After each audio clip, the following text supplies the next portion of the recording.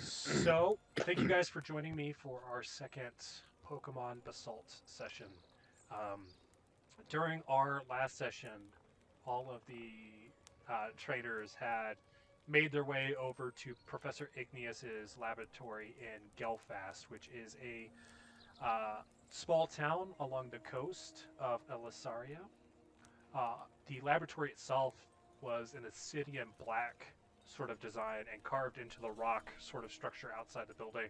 They had seen the four depictions of the legendary dragons of Elysara, um, Atmovern, Basalazar, um, Draquana, and Drafoliar. And they each were a different style dragon tied to different mythology in the region. As they made their way inside, they were briefly encountered the Candy Cane Gang, which uh, is a group of kids that has a sort of striped candy cane appearance.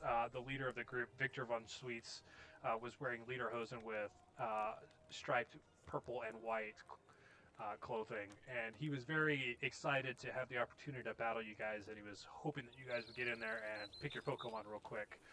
Um, at which point the party was greeted by Professor Igneous himself, who was this very eccentric old man. He had white mustache, kind of like really bushy, and his hair was he basically had like this widow's peak that went all the way back, and his hair flared out into two white mountain peaks.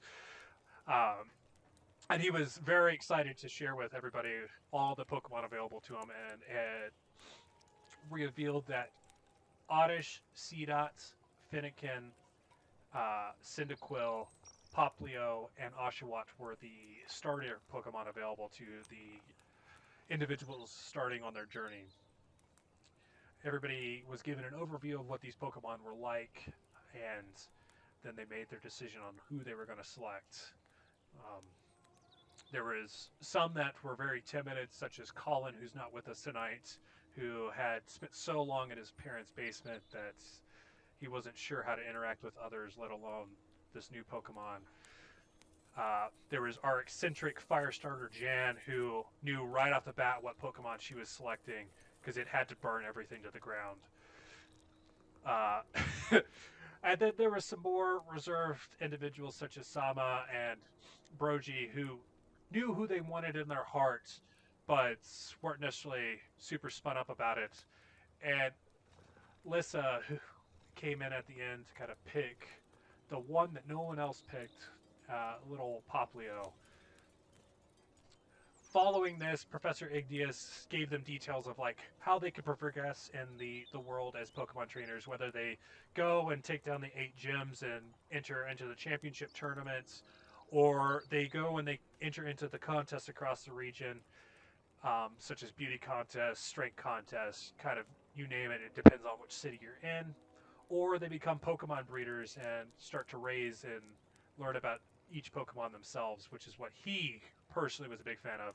He kind of mentioned that in order to be truly successful and become a true Pokemon master, you're going to have to dip into each of these different sort of fields of study on your journey. He had then brought up that Candy Cane Gang had made it apparent to him that they wanted to battle you guys, and he's like, mostly because it's known that you have to win at least one battle to become beginner rank in the league. At which point the trainers had retired to the backside of his laboratory, which also served as a hydroelectric generator. Um, he had a battle space that was across the river, and they battled over the river there, each person getting an opportunity to beat one of the members of the Candy Cane Gang. While most of the matches were very close, every member of the party was able to get at least one victory in last session. Following this, Professor Igneous had kind of opened the floor to the trainers to see what they wanted to do before moving on to Route 101. He had mentioned that Gelfast has a nearby Pokemart where they could purchase items before heading out. Um, he had talked about the couple of the restaurants there, and that they might be able to pick up a fishing rod and do some fishing for different Pokemon unique to Galfast itself before departing as well. He had then left the floor open for any questions related to this. Before we get into the weeds of that, kind of ringing on the front door as you guys are walking back into the laboratory, you see Eliot banging, trying to get let in. Please! Please! Please! I slept through my alarm, please! Oh! It looks like we got one more! Do you guys want to join us as we see who this young individual is and who they're going to pick? Sama will look down at Oddish and back at the boy at the door and nod. Definitely, I think he should join us. Guys, I know you're in there! Just open the door! Perfect. All right, come in, my boy, my boy. Do you know what Pokemon you want? I could give a whole spiel on what each one is, but... The door opens and I fall immediately, like, face first. like, with face in ground, I put my finger up and point to C-Dot. Perfect. Oh boy, another grass type to burn. All right, my boy. Well, C-Dot is definitely one that takes some grooming, but he is quite the hidden power, if you know what I mean. It may take him a turn or turn, but then he comes out with one hell of a swing. I mean, it just seemed the best of the options. A little growing doesn't hurt anybody, right? As I get up and brush myself off and realize that my belt is done 2 notches too loose in my haste, and my vest buttons are 1 up higher than they should be, so one side is higher than the other. He looks like a disheveled mess as he twists his cap back forward. Okay, I think they're ready to go. So does it like just follow me, or just set the scene. The room with the Pokemon, it was kind of like the raised platform where they're just out on the platform. So once you select it, you can kind of just go grab it off the pedestal. With a softer demeanor than what was previously exhibited, I'll kind of reach my hand out passively to let C-Dot come to me first. Perfect.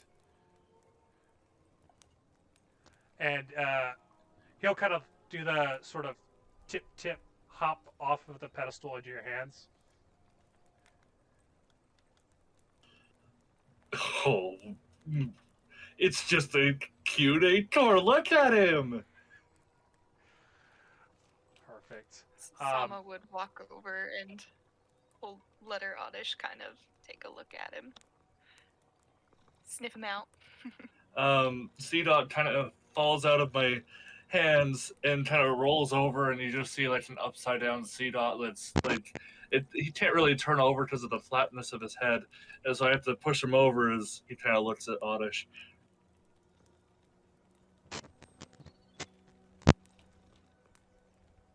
As you guys are kind of introducing yourselves and your Pokemon, why don't we go around the table with a character description, and we'll just go in the order of the chat here. So, Brogy.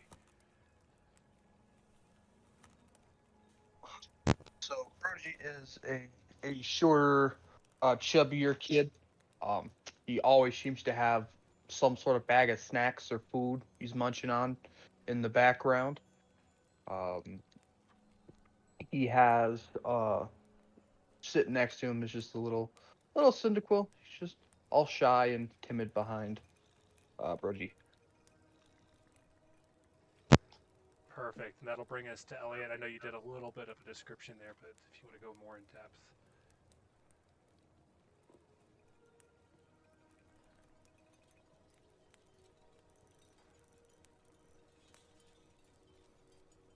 Eliot, do you want to give a more in-depth description, or was that kind of... Yes, sorry.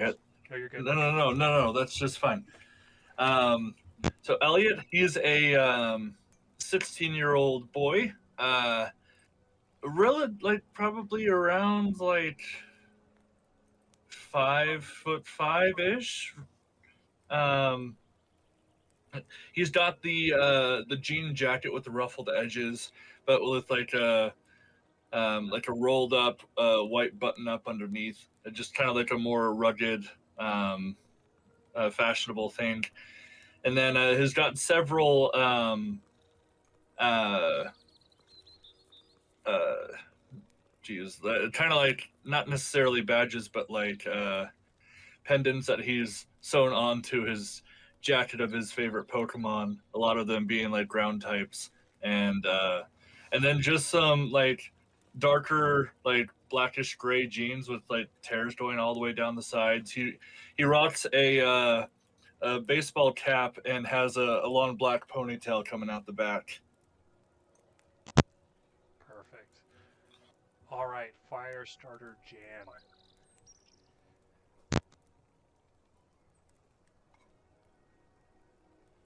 All right, so Firestarter Jan, like she has bright red hair,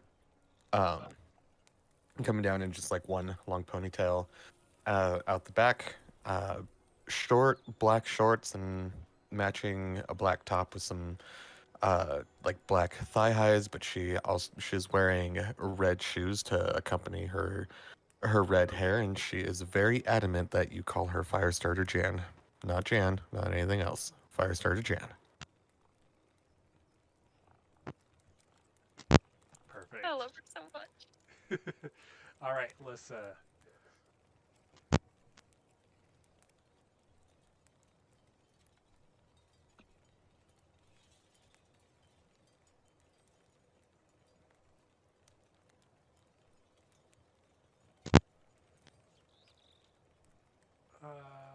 Lissa, are you with us? She might have had to step away. No, it's trying. I'm trying to hunt down children. Okay, I don't know where they are. if you want to give a quick description of what Lissa looks like. Easy enough. She looks like me. Perfect. So, short-ish, darker hair, 5'3", roughly. She's 18, Perfect. And then but that would be her. Oh, and then we'll finish up with Sama. Sama is a pretty skinny, small, lady. Shorter, dark brown hair as well. Dark eyes. She's always got some article of green clothing on her at any point. Usually it's a green sweater preferred, but she's always got something green on. Looks pretty comfy. She's 19, so she's a little older, but yeah. All right. Now that we met the... So it. Oh, sorry, go ahead.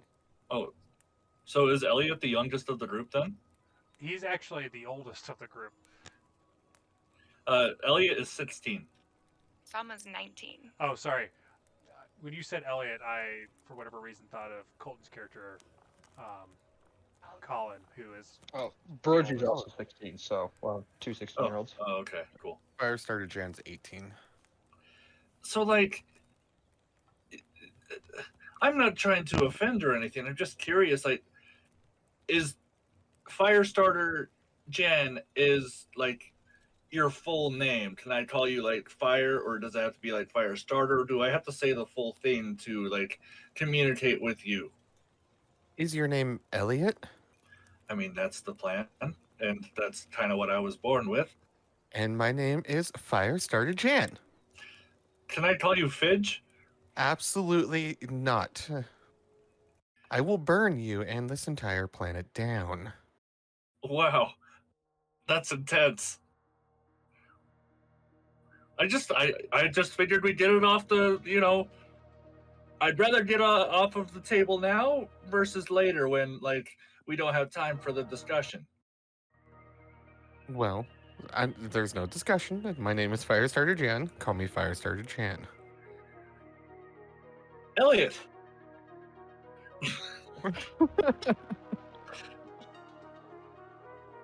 You got it, Elliot, as she kind of like just gives you a peace sign. I'm trying to get it to let me upload a picture of her, but it's arguing with me.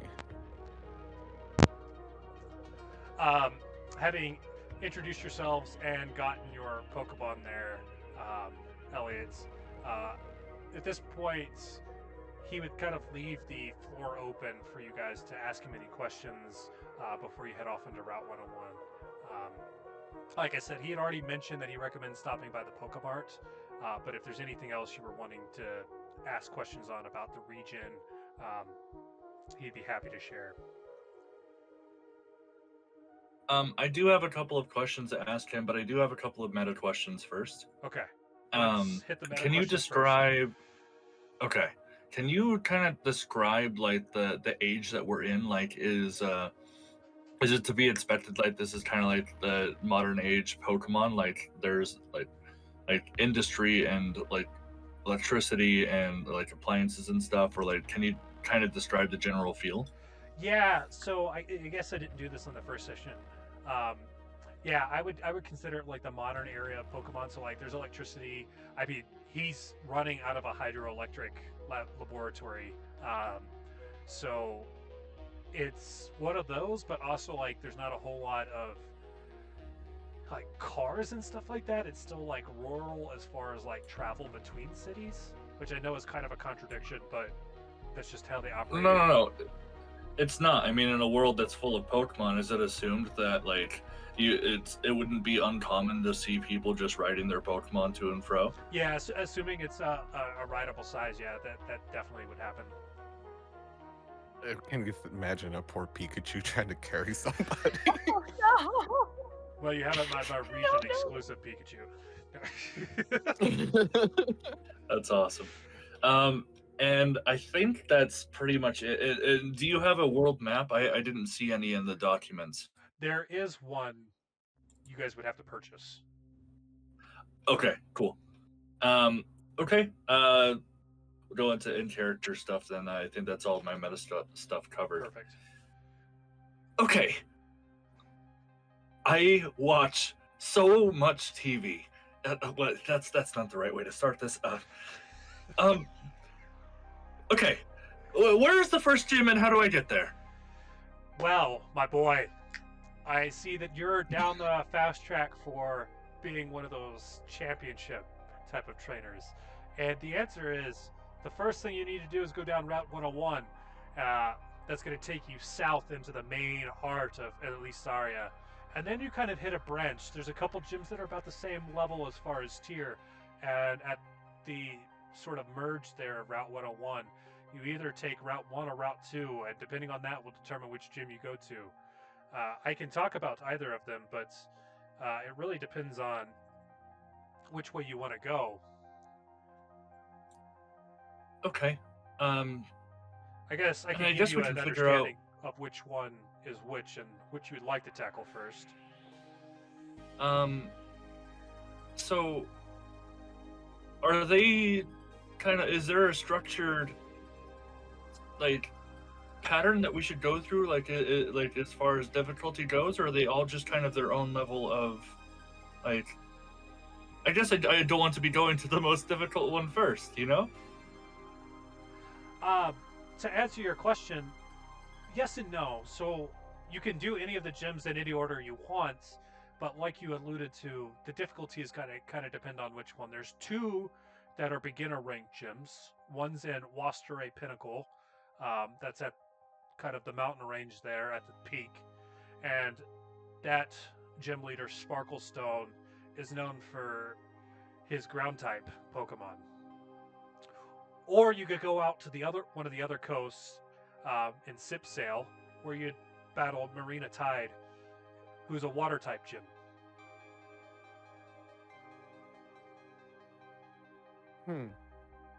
Maybe stay away from the water type. Well, unfortunately, Lassie, the Finnegan there, while I love her ferocity and her tufts of fur, she's going to have a massive disadvantage in both of those gyms. So I highly recommend hitting some of the water type Pokemon here, either in Gelfast or on Route 101, because you're going to need to pick up something in your arsenal to take on those ground or water type. Wait, okay. So Sparkleston is one of the first gyms we could face? Are you freaking kidding me? Yeah, it's kind of crazy when you think about that he's one of the lower ranked as far as overall Pokemon versatility in his arsenal. Oh, just give me a month and I'll be at his well beyond his level. Let me tell you what. Okay. And my last question.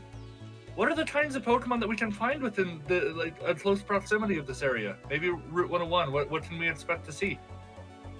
Well, here at Gelfast, if you go over to the Pokemart and pick up a fishing rod, the common Pokemon are Tynamo, but you might be able to hit an occasional Clobblepuss or Wingull. There are some other ones that are super inconsistent, but you kind of have to go meet with the guys down at the pier or do a little bit more research yourself to hit those. On Route 101, you're going to either hit Cricketots, Starlies, Bonsweets, there's some more Tymos there, a Flababy, or some Rattatas are pretty much the most common ones to see there. Okay. Thank you, Professor. So I do give a very enthusiastic handshake. He will beat you with the same level of intensity because this dude loves Pokemon. And well, I don't want to be assuming, but are we all traveling together, or like is this going to be like you know? I don't know how to say. Because I'm not opposed to people coming, but I'm also like not going to force people to go either. Like, are we all traveling as a group? Like, I realize I showed up late and that's my own fault, but I'm kind of just I keep talking, and you can see him like visibly like the blue and purple lines are like weighing down further and further on his face as he continues to talk into a hole. Sama's gonna look around to the group and gotta laugh to herself and nod. Don't see why not. We kind of all banded together when the Von Sweets wanted to have their battle, so why not one more? Anybody opposed? Elliot just kind of falls backwards, like fainting, like realizing that he missed his first Pokemon battle.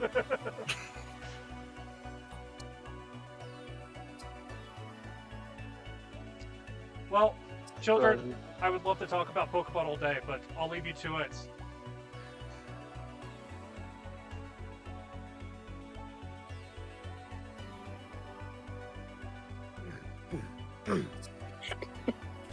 Okay, so if you guys have any other questions pertinent to Professor Igneous, hit them in right quick. Otherwise, I will leave it open to you guys on what you want to do next.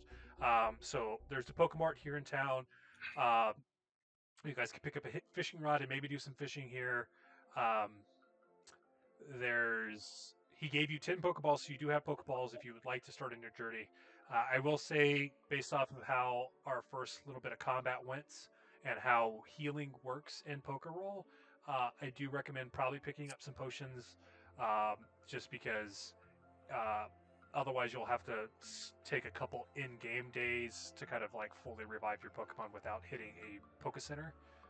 Poke Centers are free, so healing your Pokemon after battles, if you want to backtrack to a town, you can heal for free. It just means you're going to lose travel time to do so and whatnot.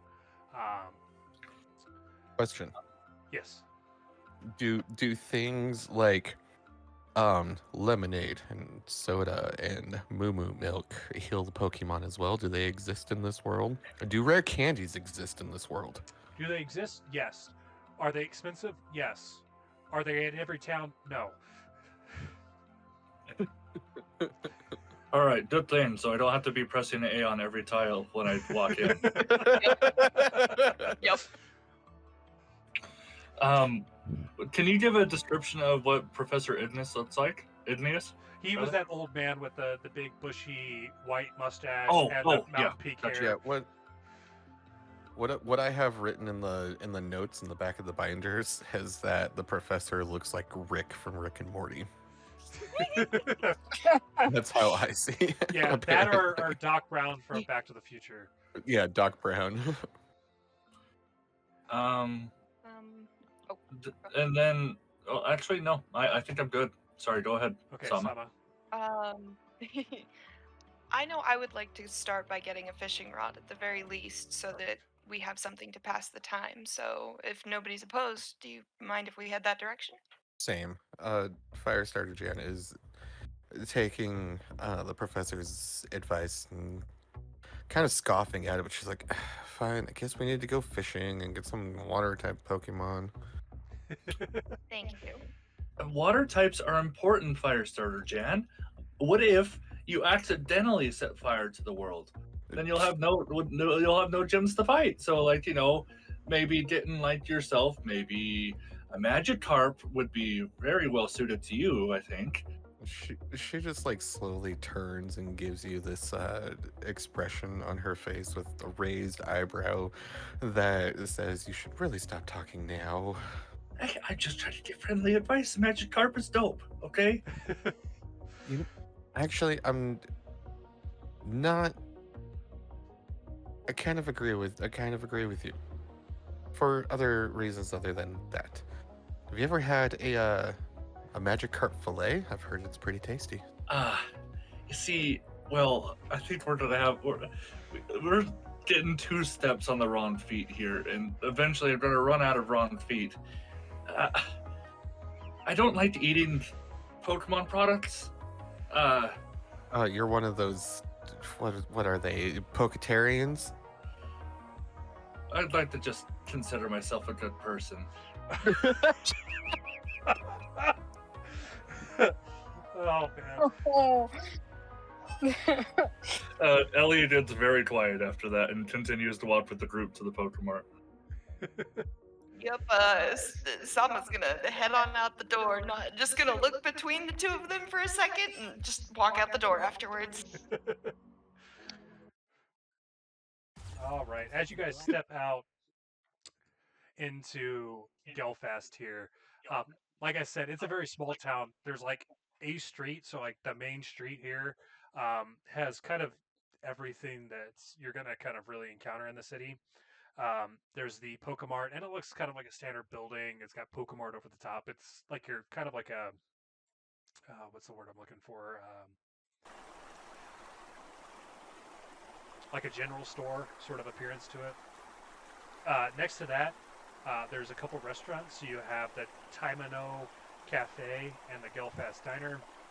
And then down at the end of the street, you'll see Sweets Memories, which is the local, I say local, it's kind of the largest candy store in Elysara, and this is Victor Von Sweet's family-run company. As you enter into the Pokemart, they make it very easy up on one of the TV screens there. It's got all of their available items for purchase. It's got a big and small camping tent, a sleeping bag, a camping stove and cookware, canned meal, a regional map, a mountain bike, an inflatable boat, a fishing rod, pepper spray, a potion, or potions as far as like menu items, paralyze heal, revives, and Pokeballs. With varying prices, kind of depending on how important the item is, per se. To put in perspective, items like the big camping tents run for $2,500, so it would be one where you guys would have to go joint in on to be able to purchase one. Is it reasonable for us to camp out without camping equipment? It wouldn't be anything. Or like major camping equipment, I mean. I mean, Ash does it. Yeah, I was gonna say you guys aren't gonna encounter anything abnormal than normal camping sort of environments. Obviously, if it gets pretty bad weather, it might be nice to not be getting a downpour on you. But if you've slept out in the woods on bare ground, like, it wouldn't be any different than that. Okay. Uncomfortable, but like doable. Especially right now, it's summer in Elysara. Okay. Like I said earlier, I'm just going to be following Sama. If we're headed to the market. Yeah. Since we're because it sounds like we got a view of the whole list of items. Yeah, you guys. Sama, Sorry, I kind of jumped ahead. You guys are in the Pokemart at the moment, so. Yeah. Sama would go up to the counter and say, "How much for one of the fishing rods, please?" Oh, those actually, since we're at Fishing Town, they're not too bad. They're 300 zenny. All right. I will take one of those, and then any of my other compatriots. I'll take one as Jan, well. Perfect. Jan, like, pretty much just slaps her money up on the counter next to Osama's, and she doesn't say anything. She just puts her money up on the counter and looks at the clerk. Okay, I She'll think that get is one as another well. fishing rod then. Perfect. Are you guys starting your Pokemon journey today? Yes. Actually. Yes. Actually, I am starting my journey to take over the entire world. Everyone's journey is different. Yeah, that's a little bit darker. But good luck. I might recommend, it's only 50 zenny. There's a regional map. If you all are traveling together, you might only need one, but Ooh, perfect. Well, I figured I'd pick up a map in that cookie set over there. So how much okay. would that run me? The camp stove is about 2,000 zenny, so that one might be one you guys need to split amongst yourselves in order to be able to afford. But it does come with a someone complimentary Pokeball. If someone wants to pitch in for a group stash of potions, I'm willing to put 1,000 towards that, bro. Broji, is that how it's pronounced? Yes, it is. Broji. Yeah, I'll put 1,000 towards that if we can all have a group stockhold of potions. Is he looking at potions or the stove? I was The- gonna say, I the thought it cooking was a stove. stove. No, I'm saying that I'll put Just over 1,000 towards that if we can all kind of buy some potions that we can share. I will happily pitch in some of the rest of what I've got for potions. Perfect. If, So if that's what we're potions doing are for here. $400 each, or 400 zenny each. So how many of those would you like? I have 200 left, so I'll give you what I've got. But I've got 1,200 left, so I can combine. That puts us at Yeah, I also have 1,200. I don't know how much. I was Hey, gonna go and I half, guess- then I give you 500. For flavor, or meta wise, unless you guys all want your own fishing rod, if you guys are going fishing together, you can share. I'm not going to force you all to buy a separate fishing rod if you're traveling together. Just like the cookware and stuff like that, I'm going to make you buy it each individually. I think I would like to have my own regardless. Okay. Yeah. So I appreciate that. Okay, if that's, I'll get my own too, just to keep it the All same right. as well. The cook stove is going to come with a complimentary Pokeball, so whoever wants to claim that, if you have an extra one of those, I've got that you guys have a regional map, which I'll drop in the chat, and then I'll give you a copy that I keep in the regional documents as well.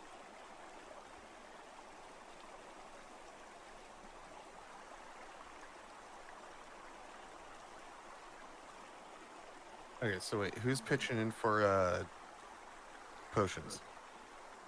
Currently, it is you and Sama. And I pitched the rest of what I had.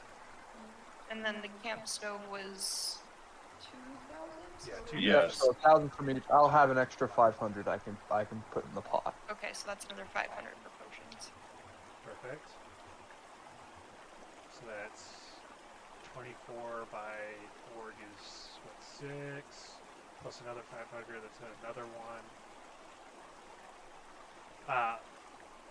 Lissa, are you sharing some of your funds there as well towards the potions? So we'll go ahead and also get a fishing rod and still put 500 towards potion. It might be a good idea if we can get some paralyzed heals or antidotes. We may be good for potions for right now, I think. Okay, so 7 potions. The only one available at this particular Pokemart is Paralyzed Heal, and it's Okay. only because of how common Tymos are in the area. You said in total, we're sharing 7 potions, 7 heal potions, right? And then And I think just so I know how much money to deduct, how much money did you take from Jan? however much you said you were providing. I think you Okay, said and 1200, she's gonna. unless you Yeah, didn't want to give all 12. That would. She doesn't really see any other point of like what's she gonna do with 200 coin? Like she might as well. Paralyzed Heal are 200 zenny. So I think doing a little bit of mental math without writing anything down, I think you guys have about 600-ish left, so that can get you about 3 Paralyzed Heals.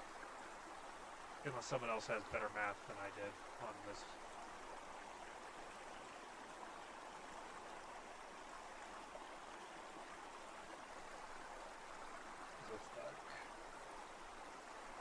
So I'm showing 1,500 by 5. Yes.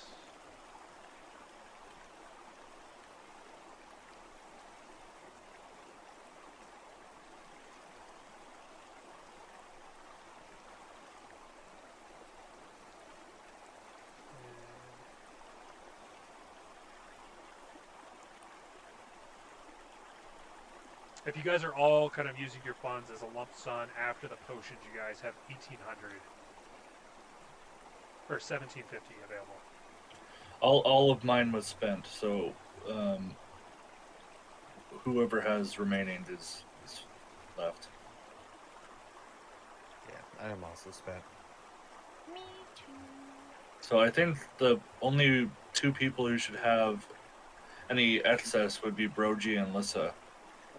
That leaves me with just $100 or 100 zenny, Okay. so I couldn't afford it.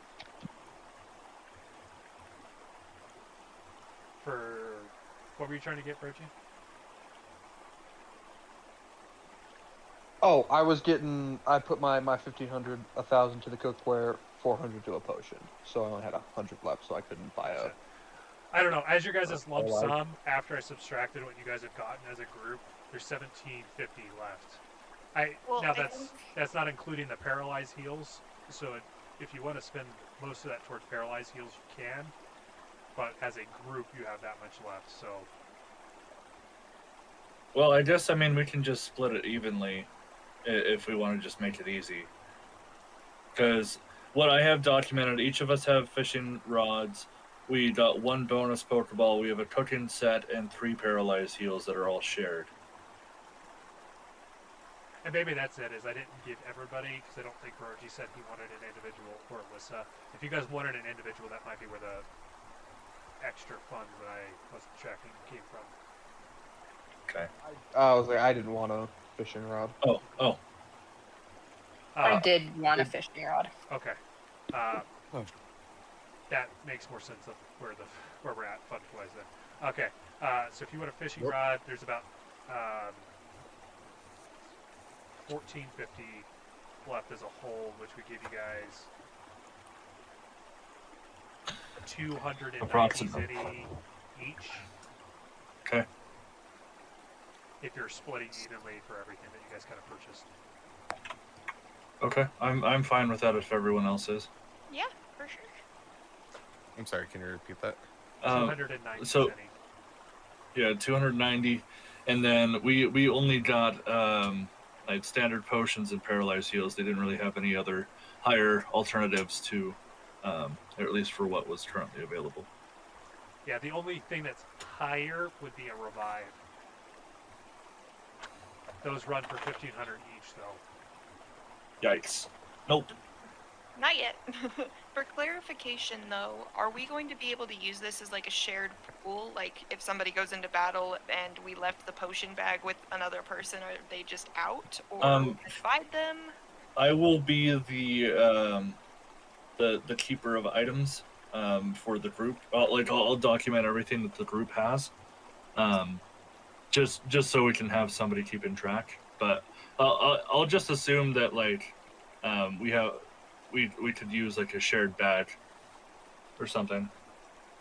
Yeah, I kind of leave it to you guys. The way I would envision it is, since we're kind of going this one at a time, as far as like encountering Pokemon, unless you specifically want to say you're doing something at the same time as another player, they would be battling, and if they really needed a potion, they could say, "Hey, Elliot, hand me one," sort of thing. Okay. Yeah, I'll be the treasurer for unless if we decide otherwise. Sweet, I like it. Just wanted to make sure I had an idea of what was going on. Thank you. And then looking at the world map, we were in Gelfast, right? Indeed. Okay, awesome. How many paralyzed Well, heals did I you don't guys know. want? We have 3. We have 3 paralyzed heals and 7 potions. Yeah, I was just throwing it into the chat there with everything you guys got. Dope. That's what I've got. 1 camping stove / cookware.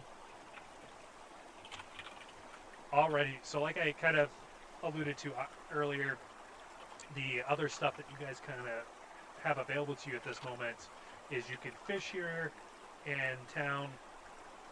You can train your Pokemon before you head out if you really want to, and we can go through what that looks like. If you really want to, we can head straight to Route 101 to start heading out to the main part of your Pokemon journey. We'll kind of, at this point, we'll kind of go around the table and kind of turn order to see what each person's wanting to do, and then we'll kind of let that happen. If you were leaving town, we'll kind of then move on to the next person until everybody's ready to leave town, sort of thing, if that makes sense. So we'll start at the top there with Brogy.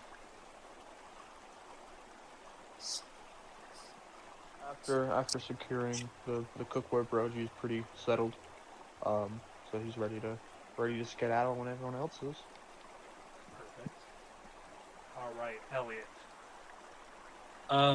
Knowing that oh geez, have I already forgotten?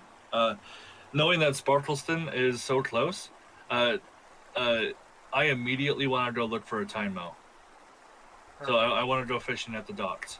Okay, so the main part of fishing here, you can either go to the coast or sort of the inlet river that's the hydroelectric laboratories on. Both are going to give you the same variety of Pokemon just because it's the same salt water coming up into the river at that point. How this is going to work... did you want to do research on what Pokemon are available in the water here beforehand? I mean, I have a general idea, and I'm just gonna go based off of what Professor Igneous had said. But using my own deduction, going towards the inlet closer to the power plant, it seems like a pretty solid idea to look for Tynamo. So that's where I'm gonna head. Perfect. How my Pokemon tables are going to run is we're going to roll some percentile dice. So it's going to determine what encounter you get. Then we're going to roll again to see if it's overgrown. And we're going to roll again to see if it's a shiny. So go ahead and give me a D100. Sounds good. I like that. Fingers crossed. Would you like me to make that roll, or are you making that roll? You're running the encounter, so you're making the roll. Okay. You said they're D100 checks? Yep. Let me pull out some D10s.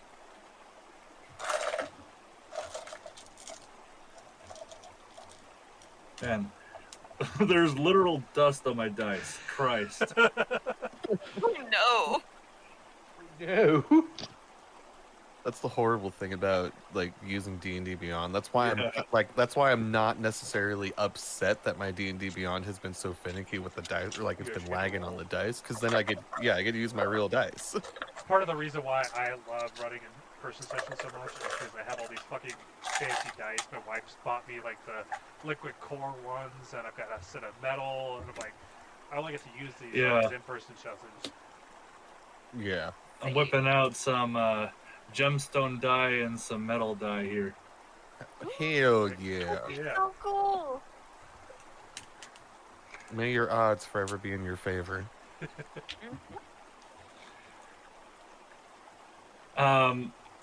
Okay, so I just kind of pull my hair tighter, so my ponytail like pulls in even tighter, and I kind of bring my cap down.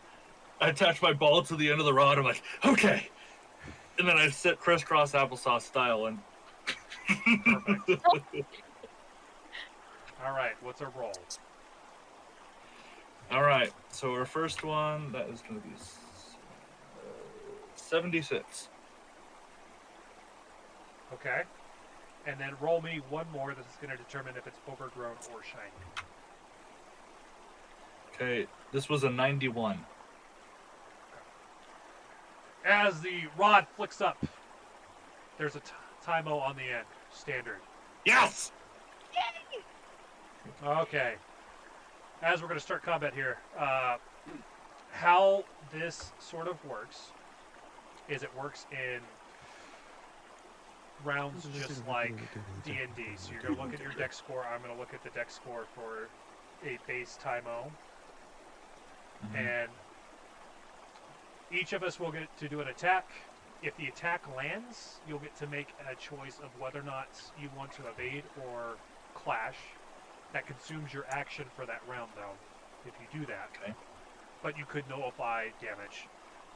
After that, you can use an item if you want to use an item. And then it gets to the bottom where if you want to do an extra move that round, it costs you an extra success. So how this works is if you look at like your bide, it tells you it's special plus whatever for accuracy. You only need one success to hit. But if you go a second turn in the same round, now you need 2 successes. If you go 3, you need 3 successes. So if you use bide and then the Pokemon attacks you and you evade, you needed 2 successes on the evade. And then if you try and attack again, you now need 3. And it kind of gets more and more until you decide that you're going to the next round. And then it resets how many success die you need. All of the dice we're rolling primarily in combat are D6s. So what it'll be is like your dice pool. So on C dots, bide I think is channel plus something, as it's like accuracy. So bide is dexterity plus brawl is my accuracy. Okay, so you look at your dex score and you look at the other one there. However many bubbles you have filled in is how many d6s you get to roll. And you need dope. Okay. And you need 4, 5, or 6 on a die for it to be considered a success. So a 4, 5, or 6 on any one of the die that I roll. So if you're rolling 3 dice, you only need one of them to come up 4, 5, or 6. And then we'll get into how evading and clashing work as we kind of get into the weeds of the thing. Okay. All right.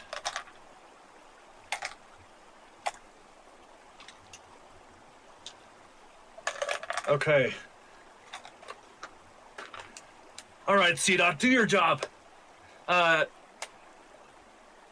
Don't be too worried. You're resistant to electric. This Tymo's dexterity is 1. What's your C-Dot's dex? Or 2. Initiative, sorry. Oh, initiative. 2. Okay. C-Dot is going first, so if you would like to do a move, call it out, roll the accuracy dice, and we'll kind of get going into how it works. C-Dot will roll over, being faster than his little two stubs can go, and then he's just gonna start glowing as he uses bide. Perfect. Give me an accuracy roll. Do I have to roll accuracy while I'm charging? You have to roll it to initiate the move. Okay. You said a 4, 5, or 6 is a land? Yep. Okay, I got that. Perfect. Call out how many you get, only because it's not relevant right now because CDOT's charging, but when you go to actually attack with it, how many successes you get determines how many dice you need to use to be able to evade. So like if you get so I got a 6. I got 4 successes with a 6, 4, 4, and a 5. Perfect. So what that would mean is if I tried to evade, I would need to get 4 successes or more in order to be able to evade the attack. So that's why it's relevant. Okay. It's not relevant at the moment because you're starting your charge. Okay. The Tynamo is going to attempt to make a tackle,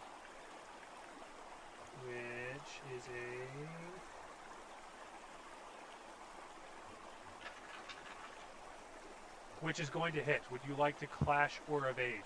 You need a minimum of 2 successes because you've already used an action this round. Well, if so, okay, I know bite is kind of a strange move in and of itself. If I were to evade the attack, does that not? That would then like reduce the damage of bite itself. So Yes, the added effect for because bite it's the damage you take plus an additional modifier, right? CDOT, just bear the attack.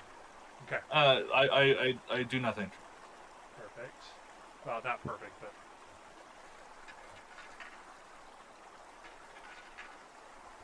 it is only going to take 1 damage. I didn't get any successes, Okay. so it's a minimum of 1. Okay. Do you want to do another action this turn? It would cost you 2 successes to be able to do another action. I cannot. I don't think I can do another action. Well, with bide, you 'cause should you be can do able it to. If you wanted, you can activate it now. Roll the accuracy again. You just need 2 successes to have it land. Or you could wait till the top of the round. It's your preference. Bide goes off of the next 2 attacks. Oh, okay. Or you could just So dispel it early, I think, right? Is that okay? The user will take the next 2 hits. After those 2 attacks, you may use this move again to retaliate with strength plus twice the damage received. Oh, no, yeah, you're right. Proceed, good sir. Okay, I am locked into bide, so I'll just sit there and CDOT will give a menacing glare towards the Tynamo. Perfect. Tymo's going to attempt to make another tackle. Okay. Fall for my trap card. So it is at top of the round with CDOT. Okay. All right. Unleash the full strength of your power. Well, I mean, it's not going to do a whole lot because I took 1 damage, but hey. Okay. So that is twice the damage received plus strength. So Tynamo takes 4. You have 4. If You have to roll the accuracy dice first. Oh, that's If right. it That's right. hits, That's right. Then you roll 4 dice to determine how much damage you do. Okay. And So it's my successes accuracy. again. But we'll get it. I had 3 successes. A 1, 5, 4, 4. Tymo is going to make an attempt to evade, except he's not because he only has 1 dice to roll. So, roll your damage pool, which is that 4 that you were just talking about. So where it says damage, it's damage pool. So it's your strength Right. plus how much damage you took. So you have Right, so- two from your strength, right? the damage pool varies. The damage of the attack is literally twice the damage I took plus my strength. It Which is doesn't a say that damage I roll pool is what- anything. That's what determines your damage pool. So the berries is based off of that block right there, which is twice how much you took. So 2 Okay. plus your strength, which makes it 4. So you're gonna roll 4 dice.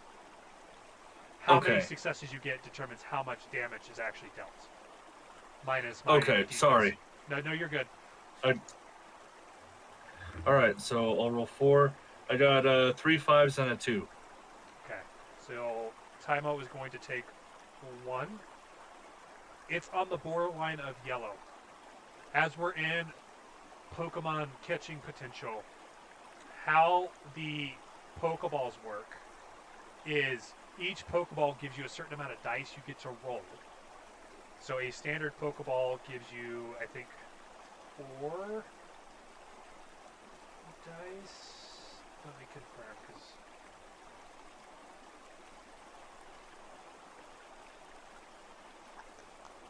so I don't jip you.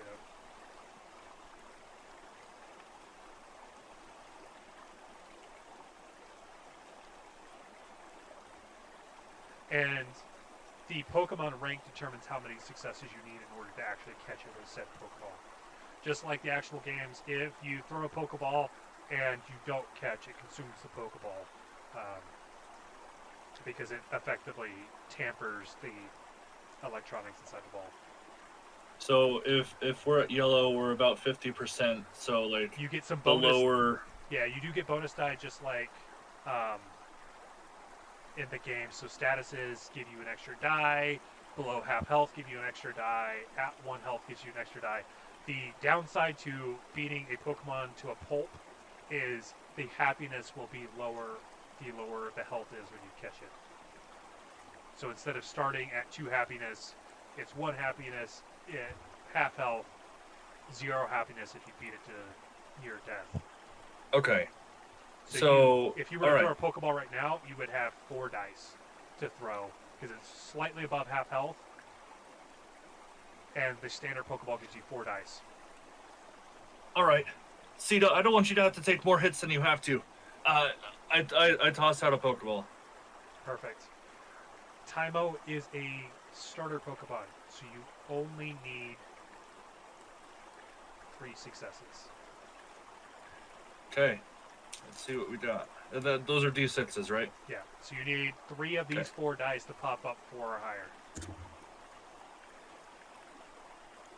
Okay. I got 2 successes. Okay, so it's one of those, the Pokeball hits the Tynamo, and you see it shake, and then pop back out.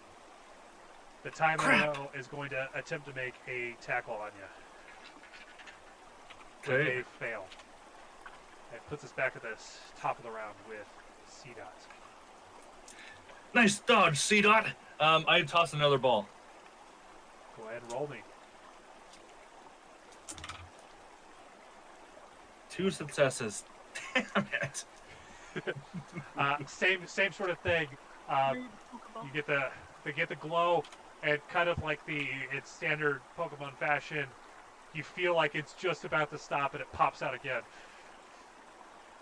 And it tries to. Every time. It goes for a tackle. It will land. Are you trying to evade or clash?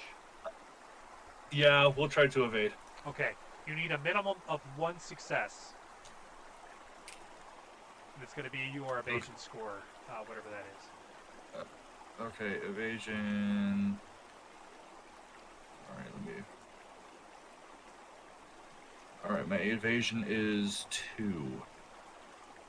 Perfect. So you get 2 dice to roll. You need at least 1 of them to be a success. Okay, 1 success. Perfect. C-Dot manages to jump out of the way just in time, negating all damage. Top of the round. Nice! And as C-Dot dodges out of the way, I toss like a curveball right to where C-Dot Perfect. once was. Okay. Okay, that is 3 successes. Perfect. You see the Pokeball shake. It kind of tilts back, and then you hear the click. You have managed to catch Tynamo. As you're writing this down, Tynamo is number 20 in the Pokedex. I don't have a fancy notebook that I gave you, but if you have somewhere that you're keeping track, This Tynamo I do. only knows tackle at the moment. Its base strength is 2 with a cap of 4. Hold on. Strength is base 2. Yeah, so it's currently 2 With a with cap a cap of of 4. 4. Its dex is Okay. 1 with a cap of 3. Its vitality is 2 with a cap of 4. Its special is 2 with a cap of 4. And its insight is 1 with a cap of 3. Okay. Its base HP is 3, and its current HP is 2. Its rank is starter. Its ability, which is on the first page of that, is levitate. Yes, I knew it. Its height is 0.2 meters, or 8 inches. Its weight is 0.3 kilograms, or 0.7 pounds. And all of this post-session will go into that Pokedex Word document, so you don't have to go find it again. Okay. And then its Pokedex entry is Eelfish Pokemon. These Pokemon move in schools. They have an electricity storing organ at their sides, but they can't generate their own power. They only discharge electricity if they are in danger.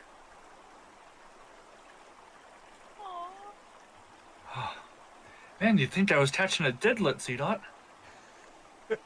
Good job, buddy. You can and then, check off on your okay. trainer card catching your second Pokemon. Dope. Elliot is going to go off and try to find Brogy, Lissa, and Sama and Firestarter Jan. Perfect. Speaking of Firestarter Jan, it is now your turn. What are you wanting to do? Begrudgingly, she's going to go fish. Perfect. And meta-wise, if anybody else went with these folks to go fishing, even if you weren't fishing yourselves, feel free to enter in that top data. So like Tynamo, what Pokedex entry it is, the like paragraph information, and like eelfish Pokemon. Basically everything I've told you before that you get if you've encountered it, you now have if you were there. Counts as a scene. Yes. Yeah, so you've seen it if you went with them to fish. You just haven't captured it, so you don't have all the extra stuff. Firestarter Jan, you hear like whooping and hollering like down the riverbed, and you just see like a giddy like trot towards you. Elliot is coming. Firestarter Jan! Firestarter Jan! Look what I found! Very much clearly staring away the Pokemon that are in the river, and then realizing that you had pulled out your fishing rod is just going to like. She's holding her fishing rod in one hand as she's just kind of like giving you that death glare, and then she just flicks it without breaking eye contact with you. Flicks the lure into the water. Perfect. Elliot just whispers into closer to C-Dot. It's a good thing we're next to the water, buddy. Oh man. And we looked in anticipation.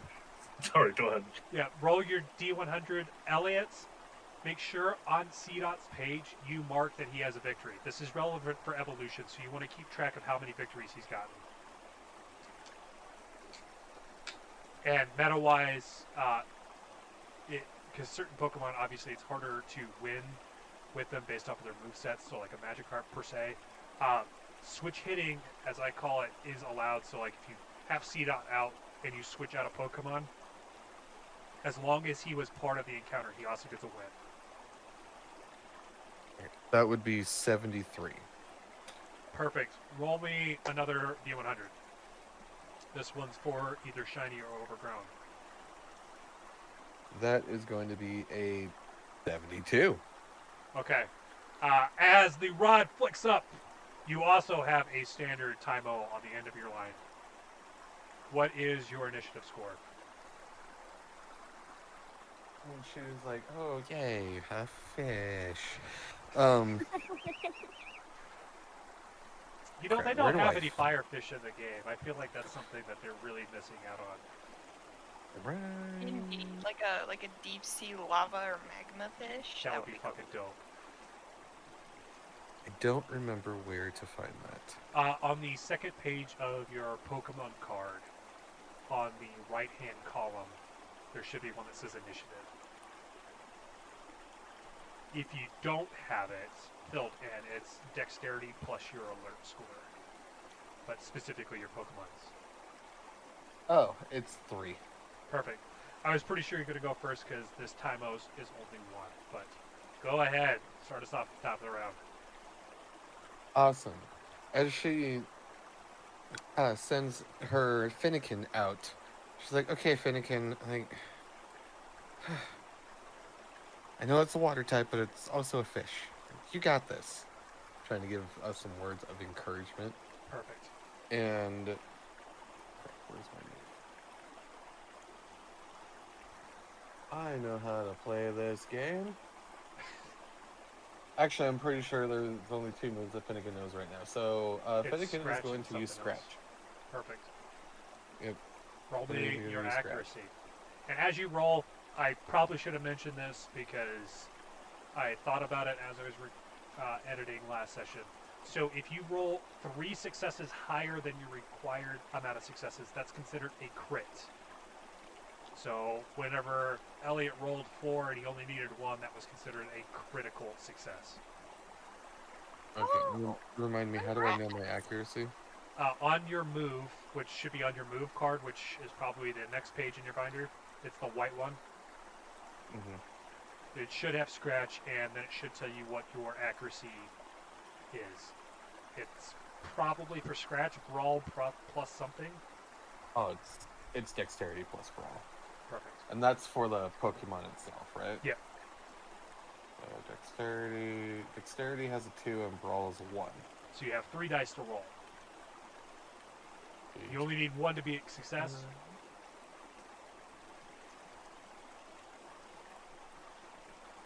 And the counter for that as well. So if you roll 3 dice lower than what you needed as far as successes, it's considered a crit fail.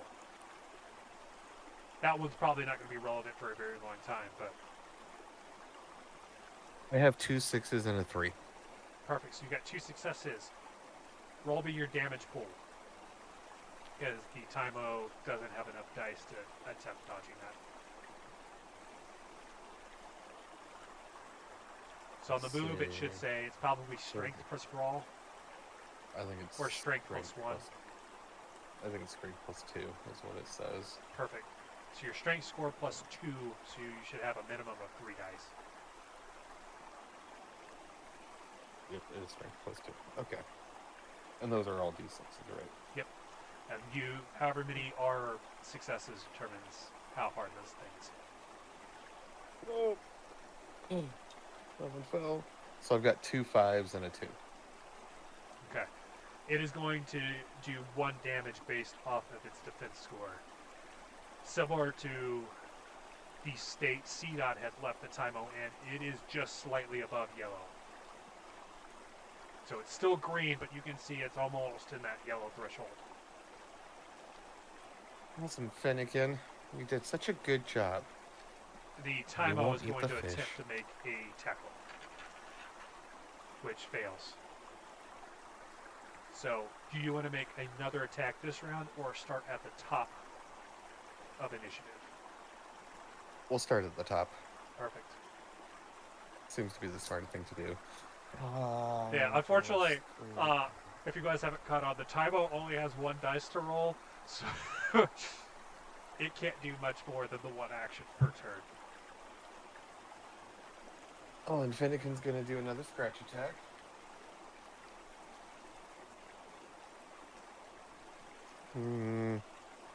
I've got a 2, a 5, and a 4. Okay, roll me your damage pool.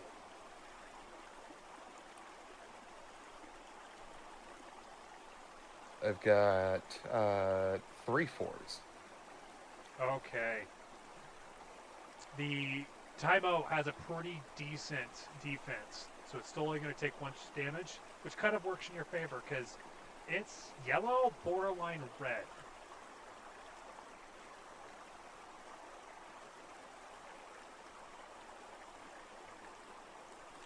It is going to make an attempt to retaliate with a tackle. It has a success. Are you trying to evade or clash? You need a minimum of 2 successes. I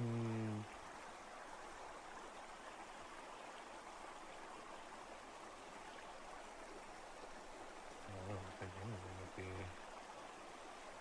a good idea.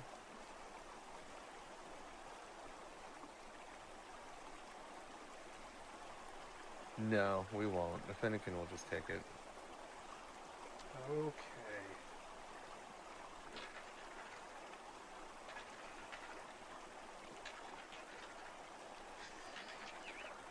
I rolled 4 consecutive fucking 1s. The Finnegan is going to take 1 damage.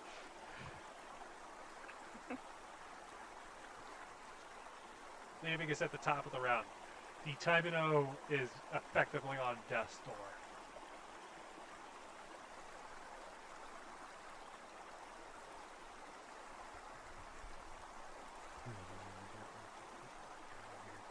All right. Yep, we're gonna go back to the top of the round. You said it's on death's door. Yes. Okay, we're throwing a Pokeball. Perfect. You have 6 dice to throw. You need 3 6? successes. Yeah, it's at... Now that you're throwing a Pokeball, it is at 1 HP, so... Tucker, on your Tynamo, it has 2 happiness and 2... what's the other one? Loyalty. Yes.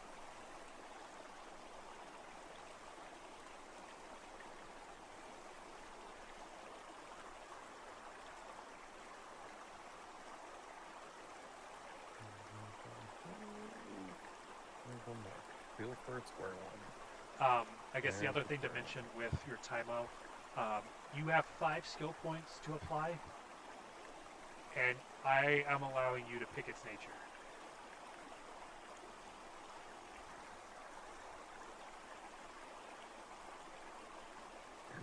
Okay, so I have 1 6, 1 4. Those ones didn't roll. 1 4, Perfect. a 3, and 2 1s. Okay, just barely enough.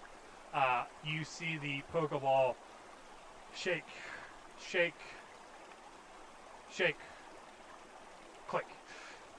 As you have also managed to catch your second Pokemon, so you can mark that off on your path to becoming beginner rank. I'll go through it again. It knows Tackle. And he's entry number 20 or 21. Should be 20. Yes, number 20. I don't know if I'm looking at a different one, because I'm looking at the PHB, or the core book rather, and it's like number 600 in that. Yeah, that's not my Pokedex. That's the national dex. Christ.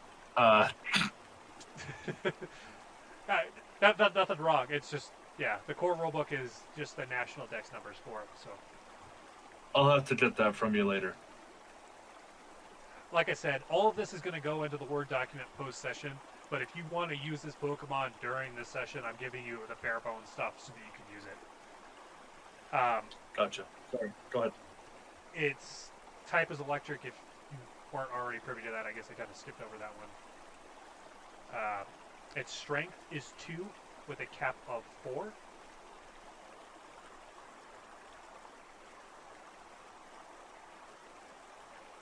Its dexterity is 1 with a cap of 3. Its vitality is 2 with a cap of 4. Its special is 2 with a cap of 4. Its insight is 1 with a cap of 3. Its starter rank, its base HP is 3. However, Firestarter Jan, yours is currently at 1 HP. Its ability is levitate, which is on the front page. So base HP was 3? Yeah. But current hit point would be 1? Yeah. Its ability is levitate, which is on the first page of your Pokemon sheet. And for you, you have 5 skill points that you can use. So that's in your categories of Brawl, Alert, all that stuff. You have 5 to spend. Remember, none of them can be higher than 1 currently because it's starter rank. And you can pick its nature. The only other detriment you currently have because of how low you took its HP is its happiness is 0 and its loyalty is 1. So theoretically speaking, could we catch a Pokemon while it's fainted? No. Okay. So Weird. it's similar to the game. So like, Yeah. if you faint, then you miss the encounter. Basically, the way to conceptualize it is it doesn't have enough vitality for the Pokeball to register with the Pokemon. Okay. Oh no! Does Sorry. this count as a victory for Finnegan, or Yes. is it just number of battles? Okay.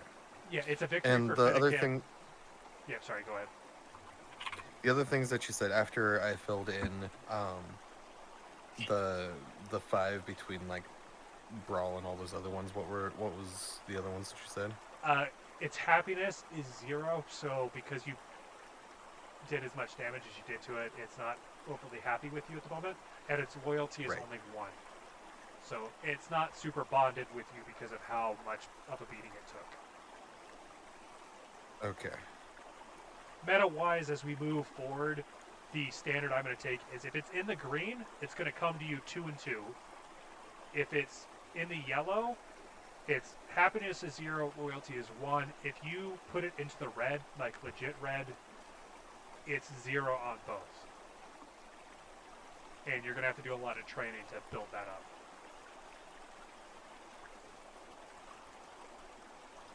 As far as like tough, cool, beauty, cute, clever.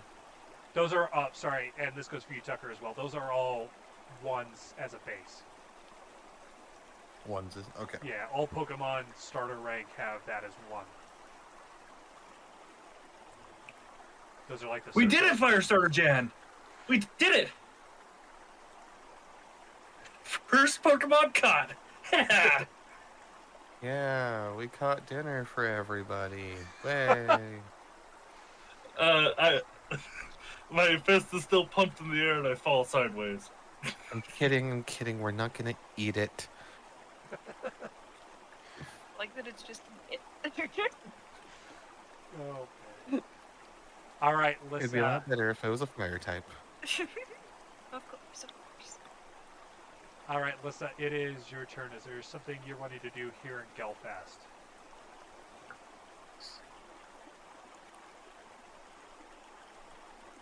She will have followed Firestarter Jan as well, and she will also try to fish for something. Perfect. Give me a D100 roll. Elliot Feel like is your chomping bread at the butter. pit to see what you find. Yeah. That would be an 81. Okay. Give me another one.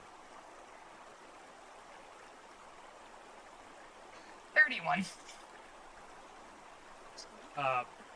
As your fishing rod flicks out, you also encounter a standard typo. You all are rolling about the same percentiles. What is your Poplio's dex or initiative score? I'm pretty sure you're going to go It first. is 2. Perfect. It is Poplio at the top of the round. Okay. So Populo is gonna go ahead and use Hound. Perfect. Roll me On some him. accuracy.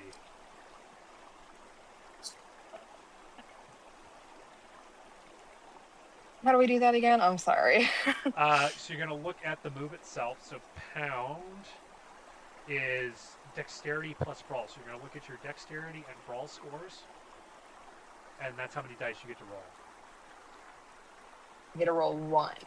It looks like. So you need a success for it to land. And that's on a D6, right? Yeah, so you need a 4, 5, or 6 on that D6 for it to land. That was a 1. Okay. So Poplio makes the move to kind of slam into this little fish, and this little fish is just a little wily as it tries to reciprocate with its own tackle, which will land. Are you trying to evade or clash? I'm going to evade. Okay, that's going to be Dex plus evasion. You need 2 successes. Not happening. I can only roll 1. Okay. So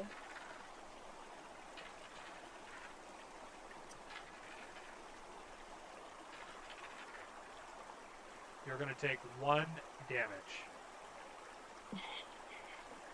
So that gets us to the top of the round with Poplio.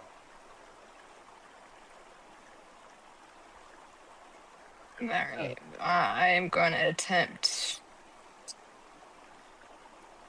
I'm going to attempt water gun this time. Okay. Just to make sure real fast, this is the thing that we just caught, right? Yeah, it's a The it's a little electric- eel type dude. Yeah. Because it literally evolves Okay. into eel itric, and then eel atros. Yeah, I'm looking at it on Bulbapedia now. I just Oh, wanted yeah, to yeah, make sure I had the right one. And you said its only attack that it has right now is tackle, correct? Yeah. Okay. I'll give you the other moves after we kind of make it through the first rotation, so that if you want to use it in the next round, you have it as its stuff. Or more accurately, No, you're if you want fine. to train it, this is what you could potentially teach it, sort of thing. But No, you're fine. I was just trying to Tynamo get as doesn't have a much whole built lot in as I of could. moves in its move pool to begin with. So. Sorry, continue, Lissa. No, you're good. I'm trying to figure out what I need to roll. Or So how many water to gun, roll for according to my water thing gun. here, shows it's dexterity plus channel. You should have a lot more dice for this one. I got 2. Oh, okay. Yeah, go ahead and roll.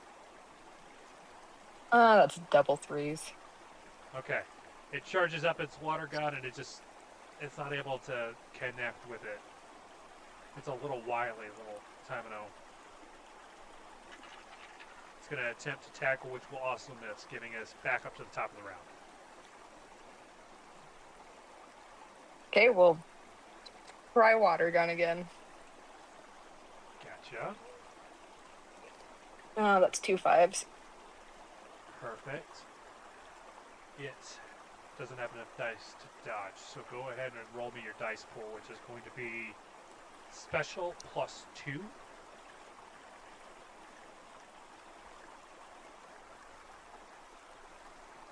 Got a 1, 3, 4, and 6. So it's going to take 1 damage. Similar to how the status was for Tynamo in the C-Dot encounter. It's just above that middle line, so it's still healthy, but it's still got some fight in it. It'll try to reciprocate with a tackle, which will fail, leading us to the top of the round. I will use water gun again. Okay. 3 and a 1. So it just barely misses. That Tynamo is going to attempt to attack again, which will also miss, putting it back in Poplio's court. I'm gonna attempt water gun again. Eat him. Eat him. It's a 4 and a 2 this time. Perfect. It's going to attempt to evade, which will fail. Go ahead and roll me some dice. Eat him.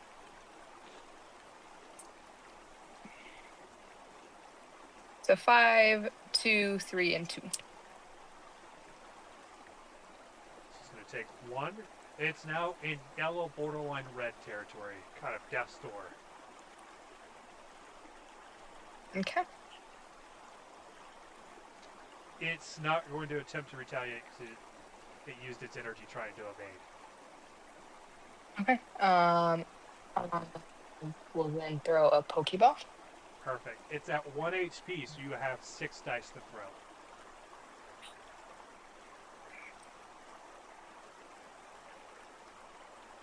I got a 6, 6, 5, 6, 2, 1.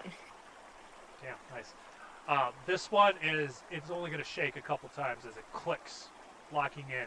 Similar to how Clarissa's came, this one is going to have 0 happiness and 1 loyalty. On the front page, you can write in that it's Tynamo, so Tynamo. I guess I probably should have called this out whenever we did the first capture, but it's fine. It's number 20 in the Pokedex. Its special ability is Levitate, and the only move it knows at the moment is Tackle.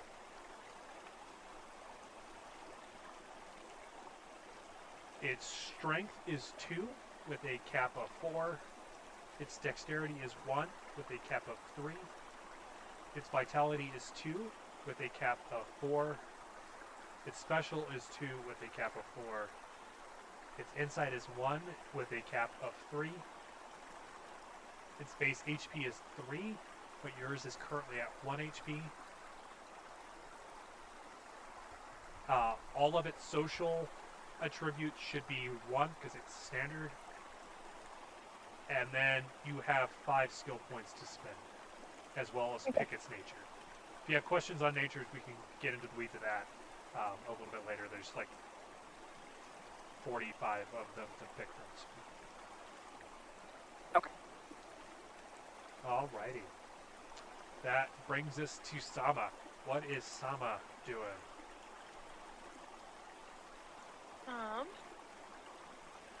Sorry, just took a bite of snack. My bad. Oh, no, you're good.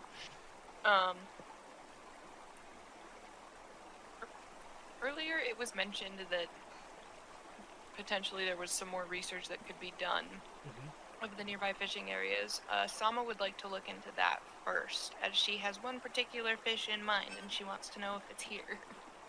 Perfect. As you start doing some research, give me a trainer insight roll. Let me go find that real fast. Just flat insight? I have 2 in that right now. The number of successes is kind of determining how effectively how much of the Poketable you get to see. That's a 6 and a 2. Okay. So with 1 success, you're able to track down this fisherman that looks like he lives on this river. And as you're sitting down with him, well, Gelfast is known for the Tynamo, and it's probably the most common fish you're going to ever see on this river or out on the coast. But if you're willing to put in the time and really dig into this river here, you might be able to find a Clobblepus. You'll occasionally see some Wingulls, but what's really exciting is on some rare occasions, you can see some Quaxleys or some Squirtles. Oh. Are there any particular spots on this river that you've seen them, or just along the river if you spend the time looking? It's usually if you spend the time looking. Those rare sort of creatures, they're finicky and will move up and down the river if they feel like they're being seen too often. Well, thank you very much. You've helped me out a lot. I will have to go check it out and see what I can see. Yeah. And away Sama goes to the river. That's so cool. We got some Quaxley running around over here. Yeah. Man. Little Pompadour motherfuckers. All right, if you're hitting out with your fishing rod, go ahead and give me that D100 roll to see what you encounter. I will say, now that we're at the last of our rotation here, the lower number is better as far as rarity.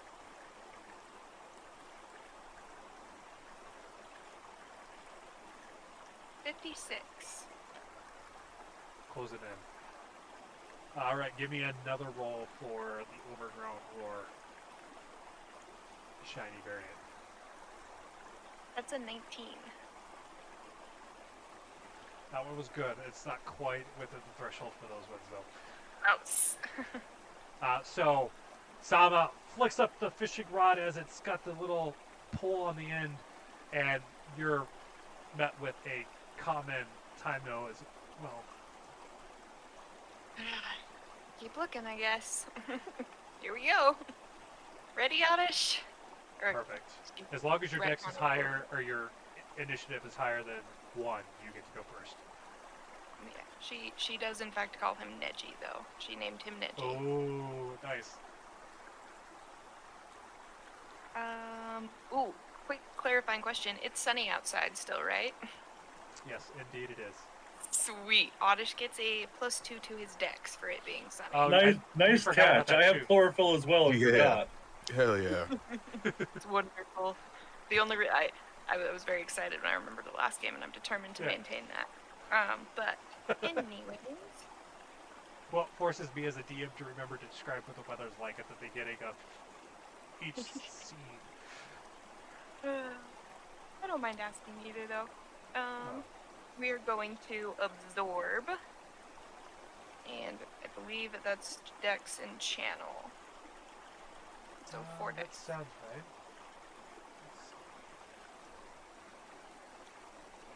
Yeah, Dex and Channel. Sorry, I got new dice, and so I'm hunting them all down. Oh, no, you're good.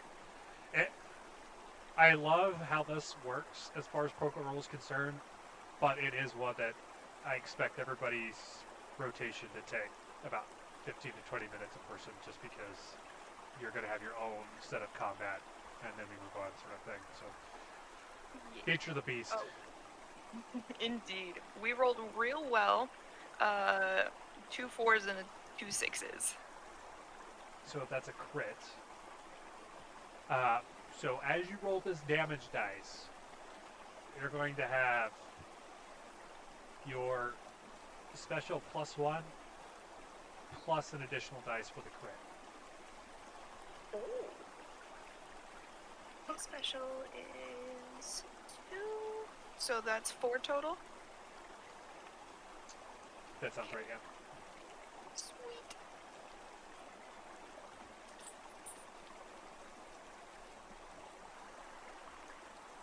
Two 6s and 2 1s. Okay. The Tynamo is going to take 1 damage, and it's going to attempt to retaliate with a tackle, which is a success. You need a minimum of 2 successes to evade or clash if you so choose. We're gonna try to evade. Dodge it, Neji! And since Dex, evading is just Dex, right? Dex plus your evasion, if you have a point in it. He does have one, so that's fine. Okay.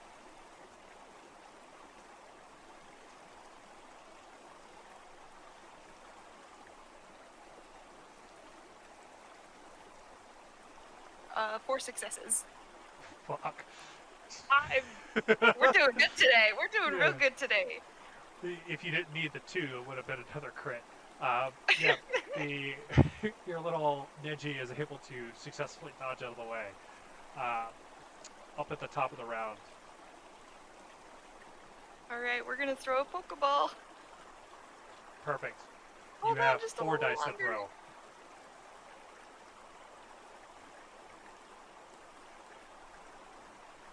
Only 2 successes. Yeah, you see the as the Pokeball's coming in to land, there's an extra little wiggle as the Tynamo gets hit, so you can tell right off the bat that this thing's going to pop open. It's going to attempt to lay down a tackle, which misses, leaving it back at the top with our Oddish. Keep out of the way. I'm gonna throw another Pokeball.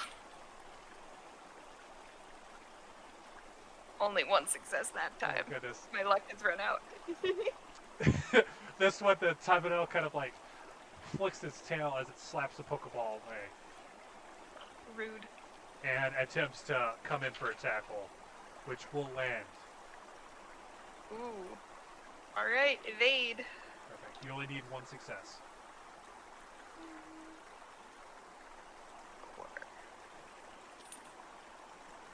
We got it. Perfect. That will get us to the top of the round. Throwing in with another Pokeball. Oh.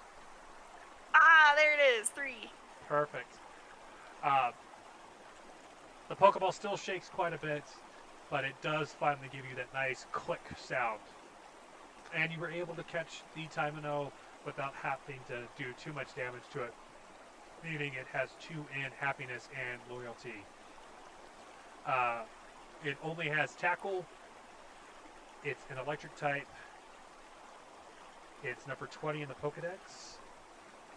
And its ability is levitate.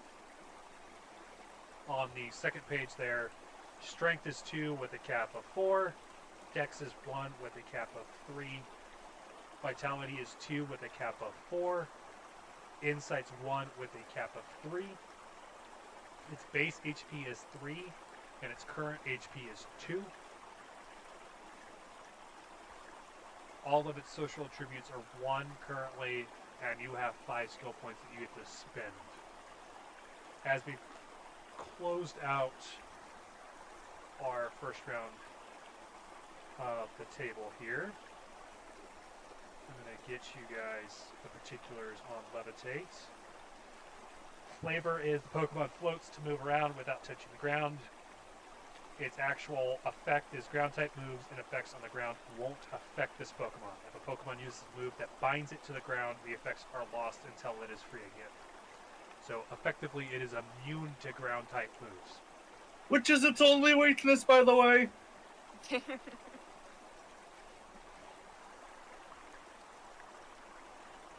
Alright.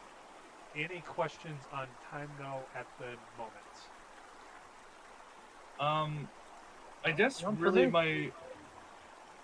I think I'm just gonna have both CDOT and Tynamo out following if that's something that's Yeah, allowed. flavor-wise, that is 100% legal as far as you guys are concerned. Obviously, being in the Pokeball gives it a little bit of security as far as elements and other Pokemon, but especially here in town, they should be safe.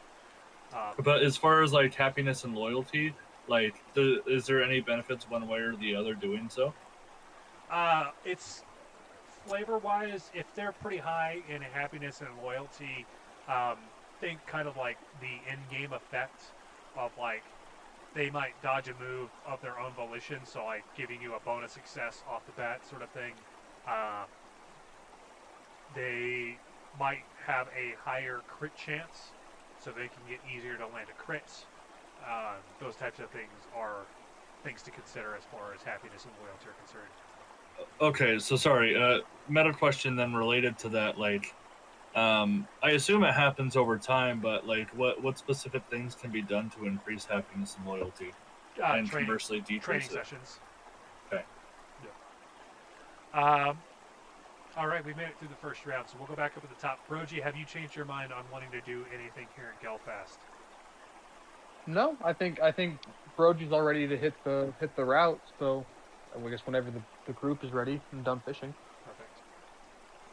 Is there anybody else still wanting to do things here in Gelfast?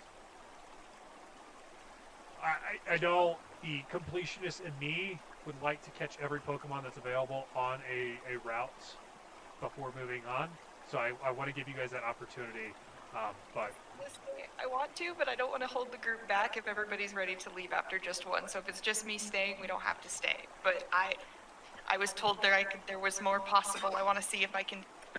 I want to try one or two more. Honestly, like, I'd be down to go searching for more rare Pokemon, but I do want to have some conversations with some of, like, if looks like that there is an experienced adventurer that resides within the town, or an experienced trainer or breeder. For sure.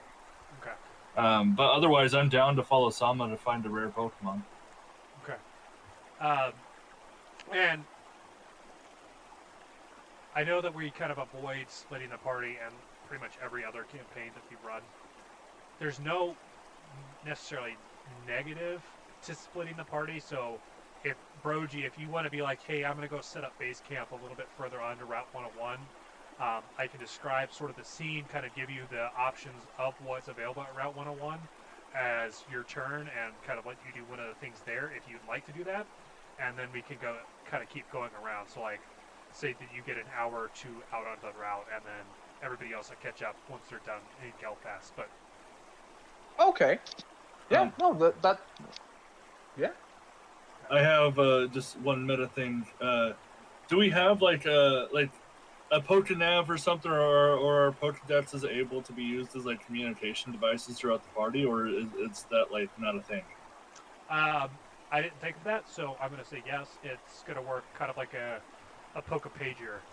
So Okay. you guys are able to communicate if you key together as a group. Didn't you guys hear? It's the new function, the Pokepager. God, I was so late to everything today. It's now canon. Yeah, Okay, so, Elliot is legitimately a slowpoke in disguise. yeah, so we'll say that you guys at least have traded contacts, so you guys are connected on the Pokepager. I'm going to see how many tallies of that we can get by the end of the session. And Brogy, if you are wanting to kind of set out on that dusty trail, we'll say that you've already communicated to the rest of the party, kind of giving them an idea of how far along you plan on going before you set up base camp, essentially. But as far as Route 101 is concerned, it's a nice, easy road to explore due to its proximity to the sea and the nearby bodies of water. The climate is lush with nice green rolling hills. There's quite a variety of Pokemon that the party can encounter while traversing south towards Route 2 and 3. And you can kind of see the river that was along the road there, or along the backside of the laboratory, continues kind of following along with the route. As you're kind of walking, just kind of eyesight, you're going to see some bug Pokemon, some grass Pokemon, and a few outliers occasionally that kind of you see glint in the bushes. There's like a flash of yellow. There's this burrowing sort of brown Pokemon that as soon as you walk up, you see it dive into the earth. And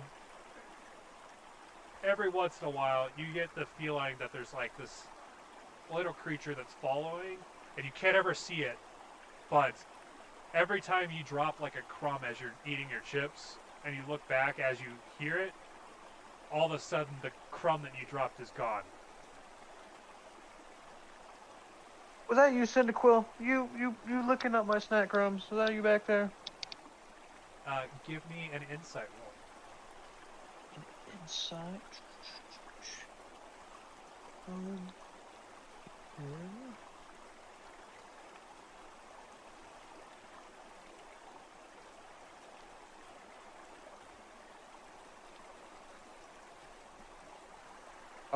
Two successes. Oh, fantastic. As you are talking, were you holding Cyndaquil, or was Cyndaquil walking beside you? He was walking beside me. You see him kind of look up as like the wounded puppy, and like kind of the innocence as his eyes, as like, there's no way this could be me. As you recognize immediately, there's no way Cyndaquil could have been the one eating these crumbs as you're dropping them. Go ahead and mark off understanding a gesture from your Pokemon. Nice. Is there anything in particular you're wanting to do at this point? There's Pokemon catching. If you're really interested in another battle, you've seen a couple different folks along the route that look like they're ready and itching for a fight. Or if you want to sit down and have some quality time with Cyndaquil and work on training with it, you could do that as well.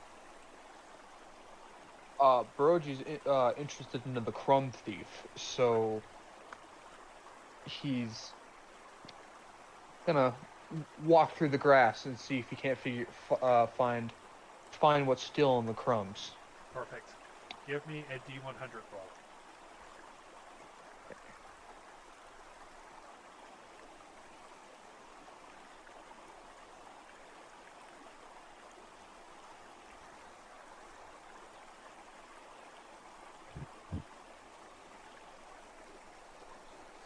flat 60. 60. Okay, give me another one.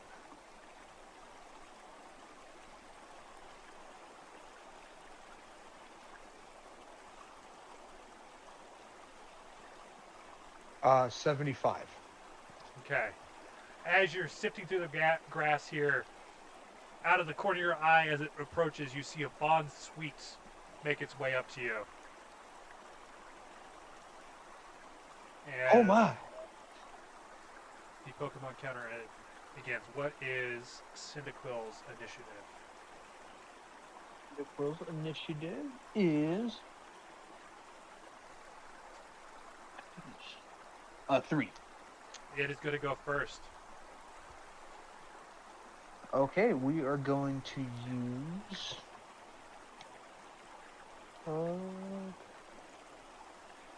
tackle. We're just gonna open up with a flat tackle. Perfect. Actually, that's strength rolls, right? Tackle is dexterity plus brawl for accuracy. Oh, correct. Gotcha. Alright. Let's see.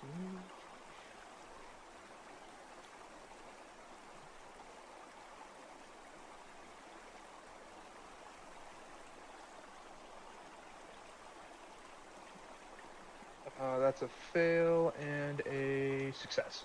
Perfect. The Bond Sweet is going to save its action. Go ahead and roll your damage pool. That would be strength plus 2. +2.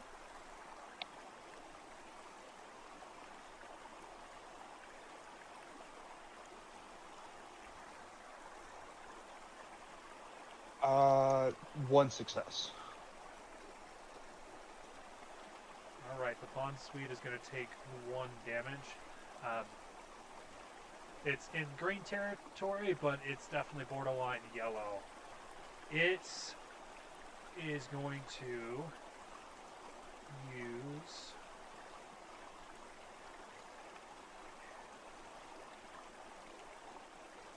Play Nice. Ruh-roh. That's a new one. Which fails, bringing it to the top of the round. We are going to tackle again. All right, fire away. It uses play nice and comes off as too aggressive.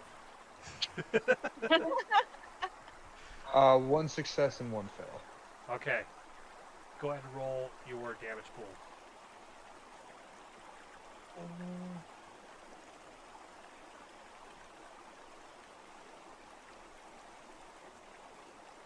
1 success. All right, it's going to take 1 damage. It's yellow, looking borderline red, and it's going to attempt to land that Play Nice again, which will fail. Top of the round. We'll throw the Pokeball. Perfect. You have 6 dice to throw.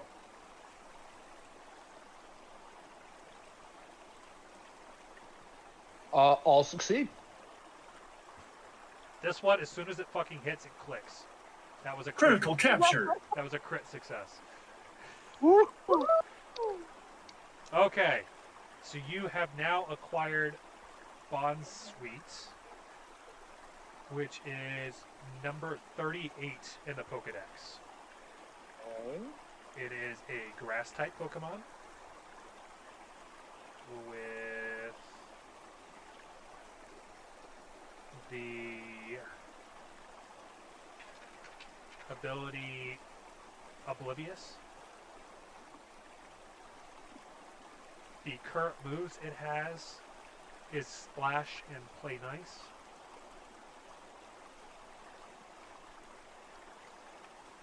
Its height is 0.3 meters or 1 foot. Its weight is 3 kilograms or 7 pounds. It is the fruit Pokemon. This happy-go-lucky Pokemon produces a delicious aroma that unfortunately attracts predators to it. When it escapes, it looks as if it's happily skipping around, so it rarely gets help. On the second page for you, its strength is 1 with a cap of 3. Its dex is 1 with a cap of 3. Its vitality is 1 with a cap of 3. Its special is 1 with a cap of 3. And its insight is 1 with a cap of 3. Its base HP is 3, currently at 1. It is starter rank. All of its social attributes are 1. Its happiness is 0. Its loyalty is 1. And you have 5 skill points that you can spend, as well as selecting its nature.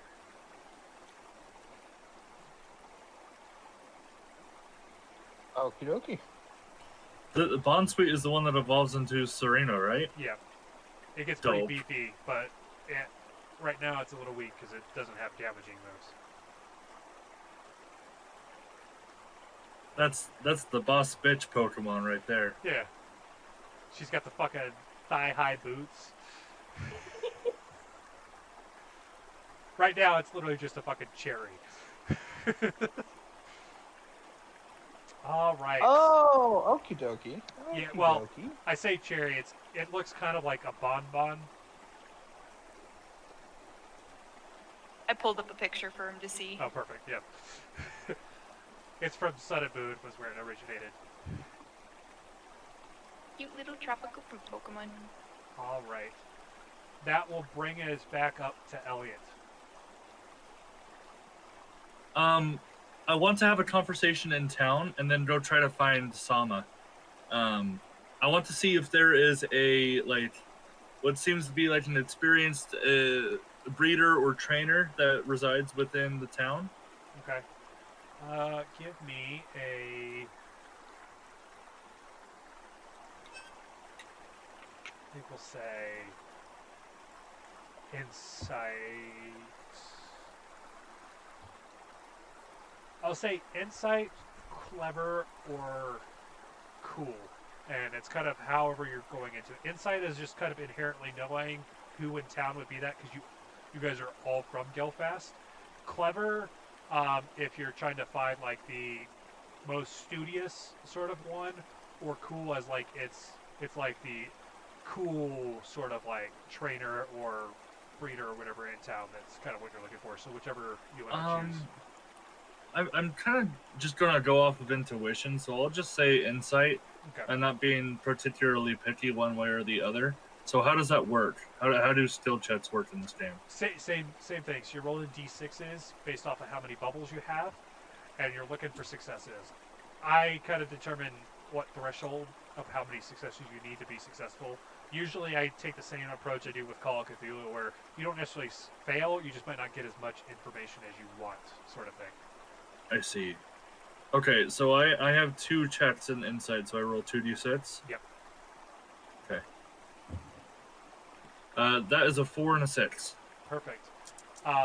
Yeah, you're definitely able to pick up on like some of the retired Pokemon trainers. There's the last champion of the Pokemon League from Gelfast, which was about 10 years ago. So it's been a long time since Gelfast had a league champion. This is Rick Monty, and you can see that he's in like his late 30s, because obviously, typically your team's in early 20s is whenever you're heading out on the road. Oh, my boy, you're heading out on your Pokemon journey. It's almost like yesterday when my Drakeon and I went out on our journey. Wait, you have a Drapion? Drakeon. A Drakeon. I don't know if I know about that. That's a Okay. This is me throwing out one of the Pokemon created. This Gotcha. is a dragon type evolution. Not knowing what the hell that is, I still look super impressed that he has something that I don't know.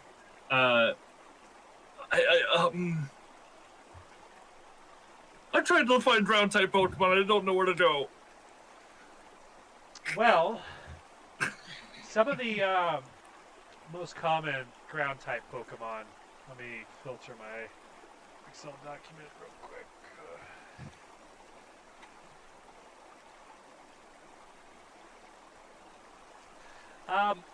Probably the first one you're going to encounter is out on Route 101. If you get kind of lucky, they're not as common as some of the other Pokemon, but you can definitely find a Trilbur out there. Wow. Yeah, I'm gonna head over there as soon as I can. Although I do want to ask, I hope this doesn't come off as rude, but you're one of the previous champions.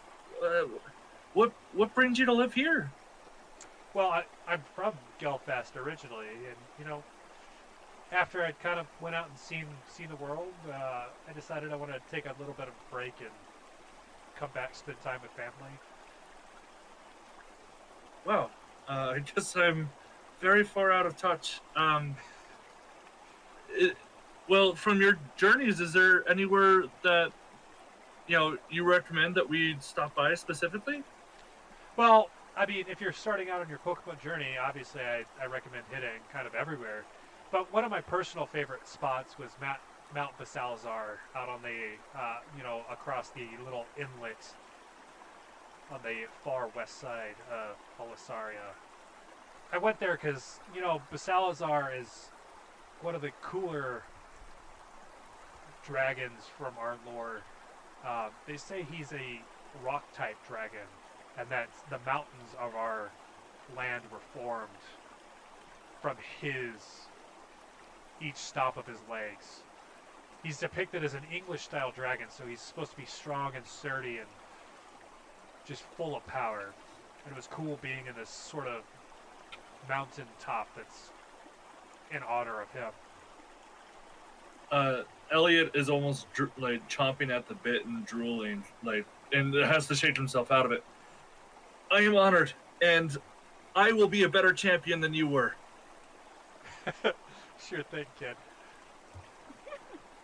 And then I run off, not knowing what to do, then I have to peel back because Tynamo and C-Dot just kind of meandered around.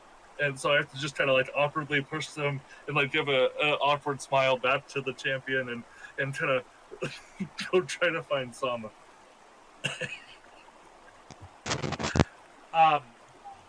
Sama, if I'm not mistaken, is over by the river still trying to catch Pokemon, unless you are in a different place than I think. I was up by, I was by the river closer to that electric facility. I forget what you said it was. Oh, the Professor Ignatius laboratory. Yeah, so I had went back into town to just get more information on ground type Pokemon, but now I'm backtracking to go find Sama. Yeah, she's along the river. I can't remember if she was closer to the coast or not, but she's along that river as well. Okay, so I'll just spend the rest of my turn trying to find Sama. Gotcha. All right, we'll catch Firestarter Jan when she gets back. Lissa, what do you want to do at this point? I was good with just following Elliot around and kind of seeing what he's doing. But just playing with my Poplio while I'm following him around. Give me a clever roll to see if you manage to be kind of deceptive in your approach to this, or whether or not Elliot's going to notice kind of out of the corner of his eye as you're doing this. Oh no, he's currently trying to stab himself to death with embarrassment.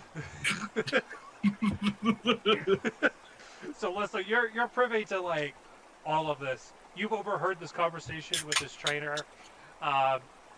You've seen this Drakeon as well.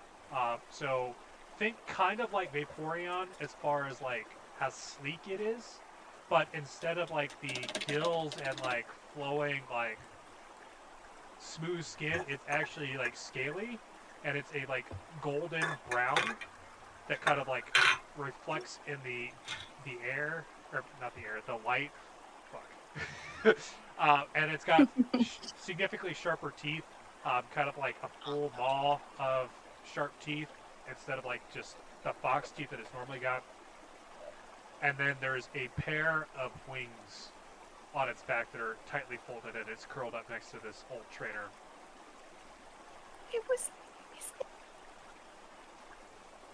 This is just gonna be very excited to see it, but still just stay behind Elliot, just holding my Poplio. Perfect. Is there anything else you want to do, Alyssa? Nah, I'm just gonna follow Elliot around. Gotcha. I'll say while you're following, you hear like a small pep talk and like him trying to hit himself in the head a few times. It's like, and it's mostly mumbling, but it's like trying to like correct his social awkwardness, but failing spectacularly. Perfect.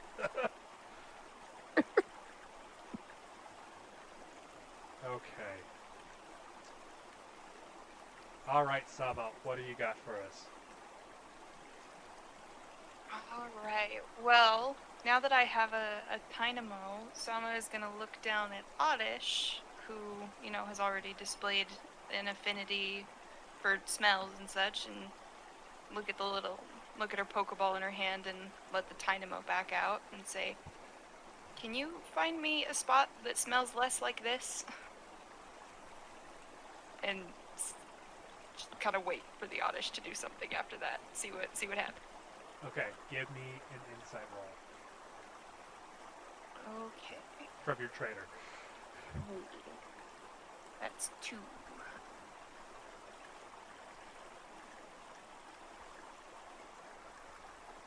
Two 4s.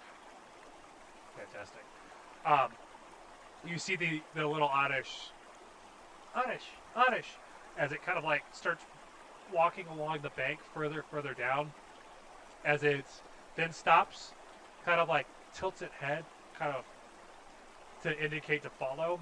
And as you kind of like follow it along the banks, you see this spot where there's a log with a bunch of extra bubbles kind of coming out. Go ahead and mark off like understanding a Pokemon gesture. You get the impression that you might have better luck fishing in this spot. Thank you very much, Neji. And then she kind of plops down to casts her line out with her 2 little Pokemon with her.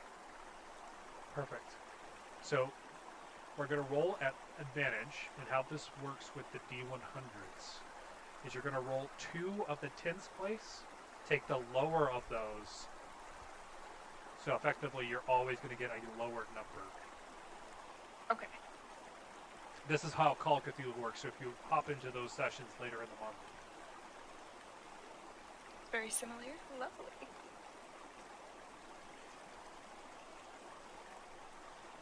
And it's just 2 of the tens place? Yeah, so effectively, like you could roll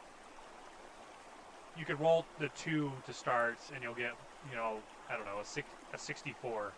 You'll roll the tens place again, and if you get lower, you now take that lower number. So it go like, see, you roll a 2 on that one. Now you have a 24 instead of a 64. Alright. Well, we got a 45. All right. Roll me another set, also an advantage, to determine shiny or overgrown.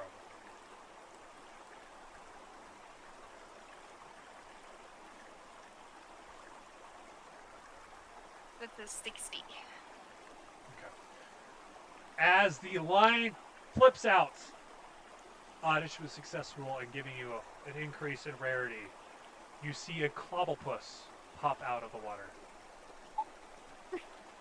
We'll take it. Let's go. Right.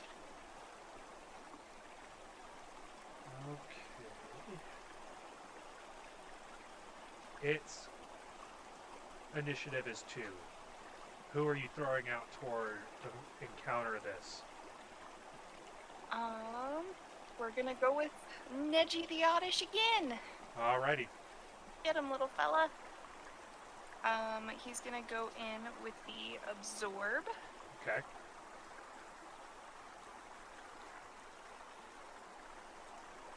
I get 2 successes.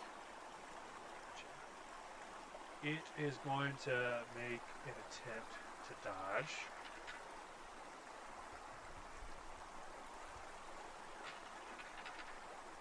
Which will fail. Go ahead and roll your damage pool.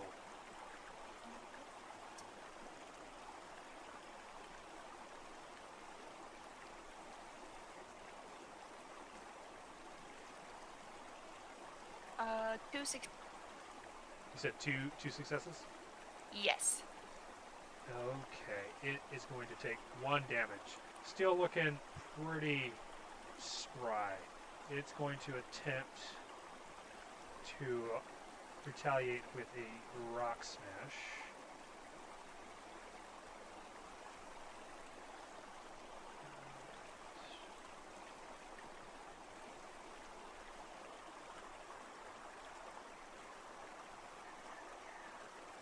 Sorry, I gotta find it on this list of No things. worries.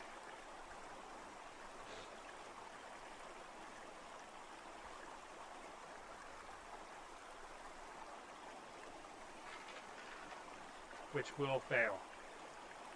Bring us to the top of the round with Oddish. Zorb again, little guy. Perfect. Only 1 success that time. It will make an attempt, which will fail. Go ahead and roll your damage pool. Alright. That's 2 successes. It'll take another point of damage. It is now yellow.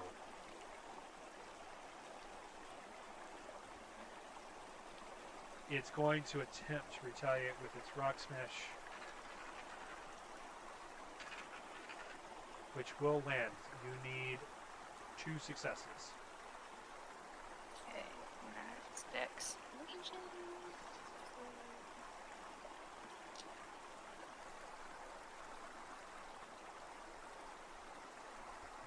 Only 1. Okay. So it's going to take...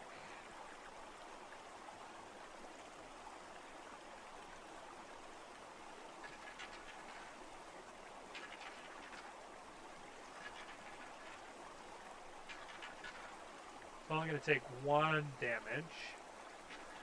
And...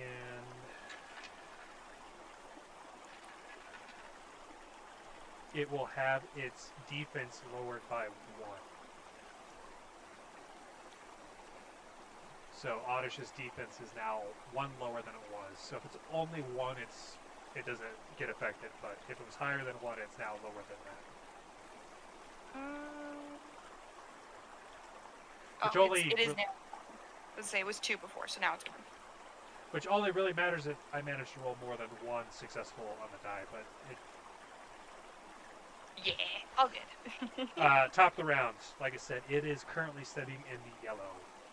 Alright. Hold on just a little bit longer, Oddish. I'm gonna try and end this, and Sama's gonna throw a Pokeball. Perfect. You have 5 dice.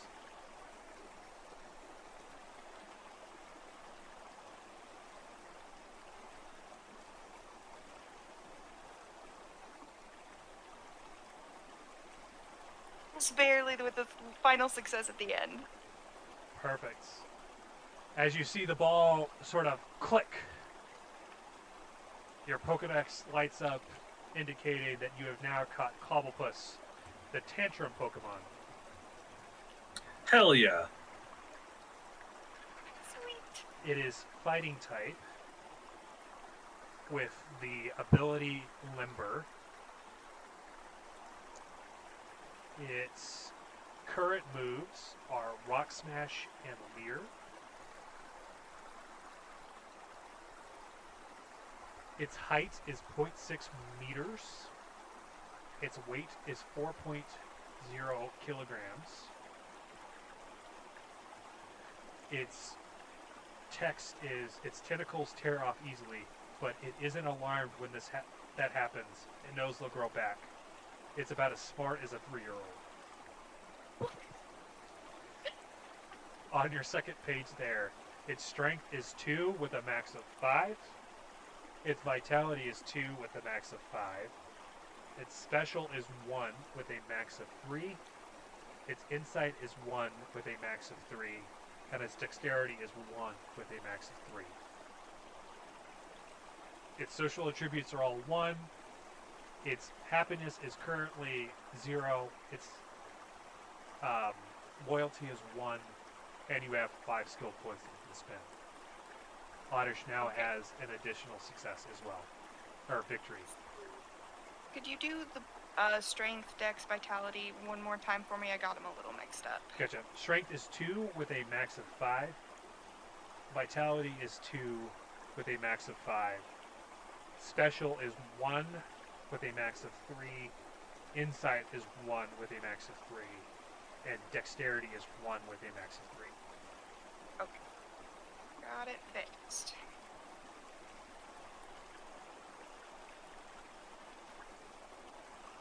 Perfect. Alright.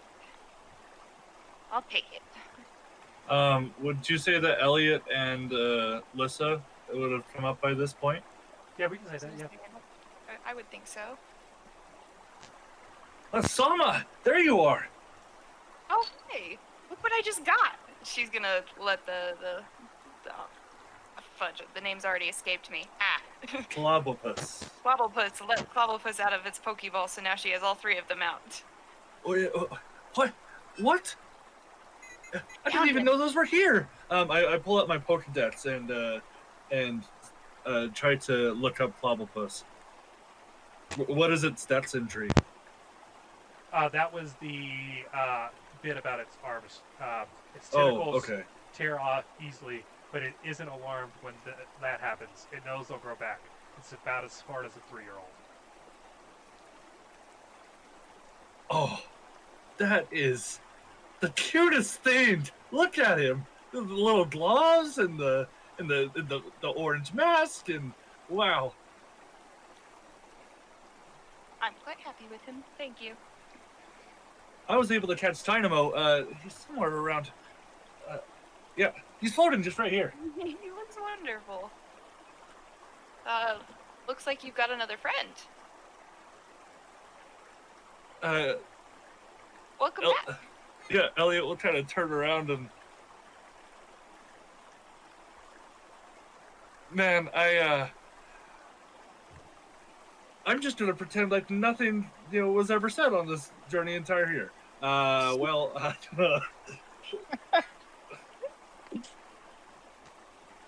Did you learn anything? You guys were away for a while. I wasn't sure if you guys had just gone fishing. Oh, I talked with the previous champion. He's kind of cool, and They're here? oh yeah. Oh wow. Yeah, his name is Sipsil. Rick Monty. Rick Monty. Oh. He was telling me about this rare, rock dragon that formed the mountains that we live by. Really cool stuff, but honestly, I was having a hard time paying attention with, being around him in general. Oh man. Sounds like an experience. Yeah, I mean, there were so many things I could have asked that I just didn't, but he told me where I can find some ground-type Pokemon, so I'm excited about that. Good. Feel like I missed out, but glad somebody got the knowledge. Well, I've been out on the hunt for other rare Pokemon, and Oddish helped me sniff out this one. Do you guys want to keep looking with me? Oh, yeah. I mean, I think I'm gonna, catch Pokemon elsewhere, but I'm down to come along for the journey. Great. Away we go. Perfect. As the camera pans back over to Route 101, Brogy, what are you up to at this point? After finding our crumb thief, Brogy's gonna set up camp and try to start whipping up some food for peeps and Pokemon for when they're at the end of the day. Perfect. While you're cooking, are you interacting with Cyndaquil, potentially working on training him in some sort of manner? Yeah, I'm playing with Cyndaquil as I'm cooking. I'm having him assist in his own unique way that Cyndaquil could assist. Meta-wise, the process of training a Pokemon, not that you have to do it right now, Brogy, it takes about 2 hours, and kind of the philosophy behind this is each tier of Pokemon needs a certain amount of successes at the end of a training session to be able to go up to the next rank. So you as a trainer have your own task to go up, and you need, the number is escaping me at the moment, a set amount. I feel like it's 5 to go from starter to beginner, but I'll fact check myself here in a moment. And during this process, you pick an area that you want to strengthen in the Pokemon. So you kind of describe how you're working with the Pokemon, and then at the end of that, we'll roll an attribute or social attribute plus lore. Whenever you get a certain amount of successes, that attribute will go up. Gotcha. So like if you get if you're rolling like, I don't know, cute or clever, like if you're having Cyndaquil help you with food, that might be one to kind of argue clever, like he's helping you pick the right pots and pans and stuff. And then you would roll clever plus your lore score, and if you're successful, he would get a point in clever, and he would get to count 1 towards his potential to go up to beginner rank. Gotcha. Yeah. Then, yeah. As I'm examining the new culinary kit we purchased from the Pokestop, and Cyndaquil's helping sort through the pans and waddles over and hands me a big old pot to start boiling some water. And as we cook the meal, he sort of like holds up different random kits and utensils as I start looking for things, and he's somewhat helpful, somewhat not, as he's learning. You ask for a spoon, and he keeps holding up a fork. Perfect.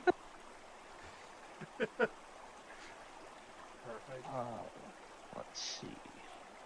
So you 1 for clever, and it's his lore.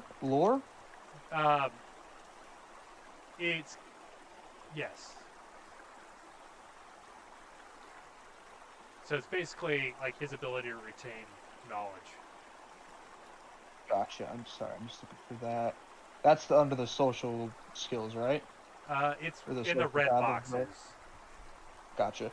So It I only have. might be on your trainer. So it's probably your lore score plus. Gotcha. His okay.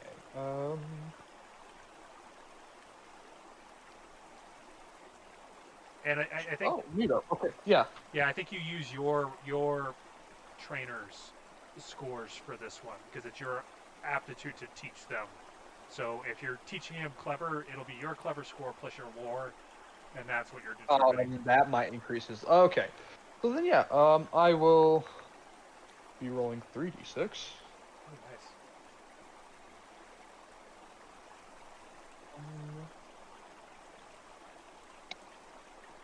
Oh, nice. 2 successes and a fail. Perfect. Well, you only needed 1. So you can go ahead and add a bubble into clever for Cyndaquil there. You can also mark that he has 1 success towards ranking up. I don't know if there's a spot on the Pokemon sheet or not for that, but just annotate it. I'll look up how many you need. You can also check off training a Pokemon, which, if I'm not mistaken, means Brogy is now ranked up to beginner rank. Yeah, that is all the achievements. So, Yay! Man, wow. Perfect. So let me confirm some things for you. Yeah, there's our first beginner rank right there. So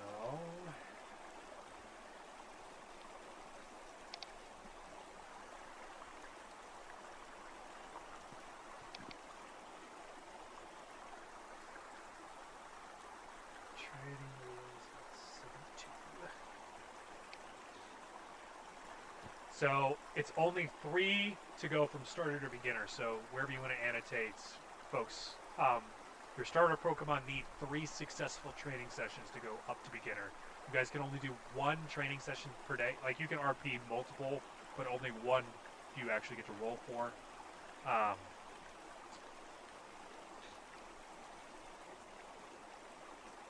And the other benefit of training, if you choose to go that route, is if you want to teach them moves, you can do that during this.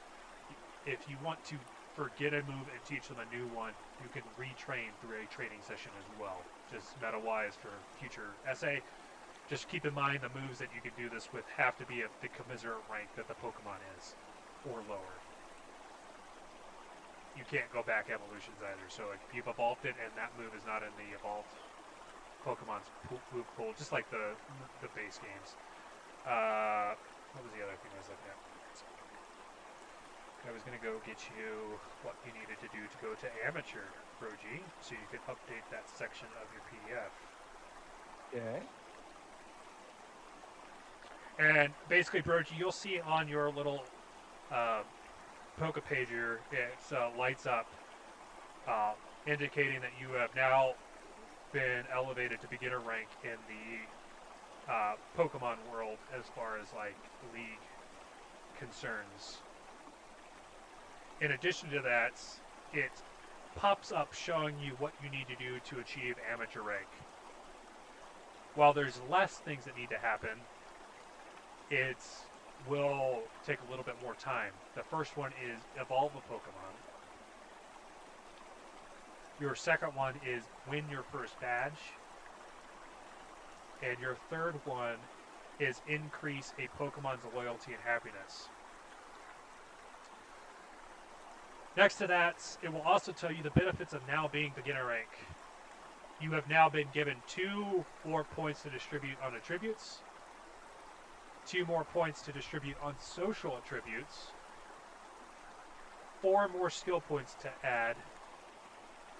Your skill limit is now 2, so you can now put up to 2 in your skills. Okay. And you can target a max of 2 Pokemon.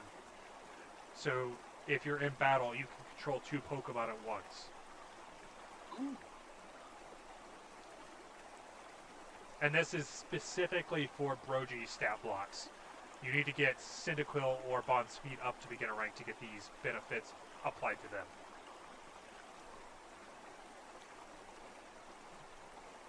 Any questions, good sir? Nope, just 2 social, 2 attribute, 2 into skills, and now I can go up to level 2 skills. 4 skill points. 4 skill points. Yeah, so Okay. 2 attribute, 2 social attribute, 4 skill points, and now the skill points have a max of 2. So you can go a little bit higher. So if you want to specialize in fisticuffs, by all means, put 2 into brawl. Or you can kind of spread the wealth, whatever you so choose.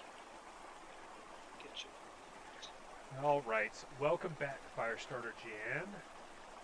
To kind of catch you up on the things that have happened since I can recall you stepped away. Elliot went and he met with Rick Monty, who is a previous league champion. Just happened to be the last league champion from Gelfast, so it's about 10 years ago that he won. He happened to have a Drakeon, which is a dragon-type evolution, and he kind of filled Elliot in on some of the more obscure things about the region. He talked about Mount Basalazar on the western side of the continent, specifically across the inlet, which is kind of in honor of the rock-type dragon, which is the English-style one that's in mythology is known as the one that created the mountains of Elysara. In addition to this, he kind of let Elliot in on the notion that there's a ground-type Pokemon, specifically Drillbur, on Route 101. After that, Sama used Oddish's ability to sniff out a better fishing spot where she was able to acquire a Clobblepus, which is a fighting-type octopus little creature. And then we just watched Brogy train with Cyndaquil and rank up to beginner rank. So we'll get you caught up with your rotation, and then we'll circle back to Eliot as we go back into probably our last rotation for the night.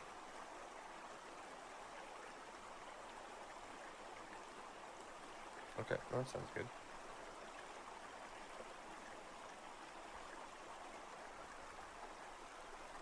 Oh, no, you're good. What is Firestarter Jan up to? Is she still fishing? Is she wanting to head out to Route 101 to catch up with Brogy?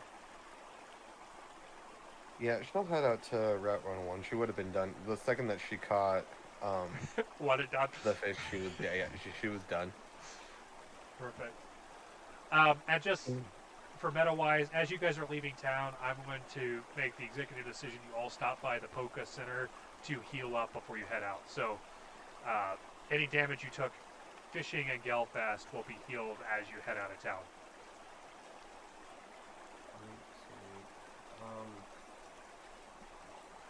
I don't remember what.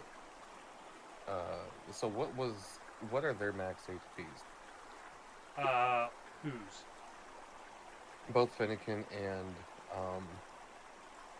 the Fit. I don't know if there's per se a max. It's your vitality plus base HP, I think. So it's going to be whatever the max HP score or max vitality score is, plus the base HP. Tynamo is at 3. I don't know about Fennekin though. Yeah, so Tynamo is 3 plus its vitality, so I think technically it's 4. Yours is currently at 1, though, I think, right? Yeah, he was at 1. But if you heal him up, yeah, he should be, I think, 4, because I think it's base 3 plus the 1 vitality. Did he have, I thought he had 2 vitality. If he has 2, whatever is on your sheet there, I'm referencing not anything. Okay. So it would be 4 for his HP, and then Or if it's 2 vitality and its base HP is 3, it would be 5. 5. Because it's vitality plus base HP. Yeah, I just looked it up. It's base HP 3 plus 2 vitality, so it's 5. For Okay. Tynamo. Finnegan, I don't recall offhand because that was last session when we did all the stat block stuff for that. I could pull up one of the cards though. Give me a second.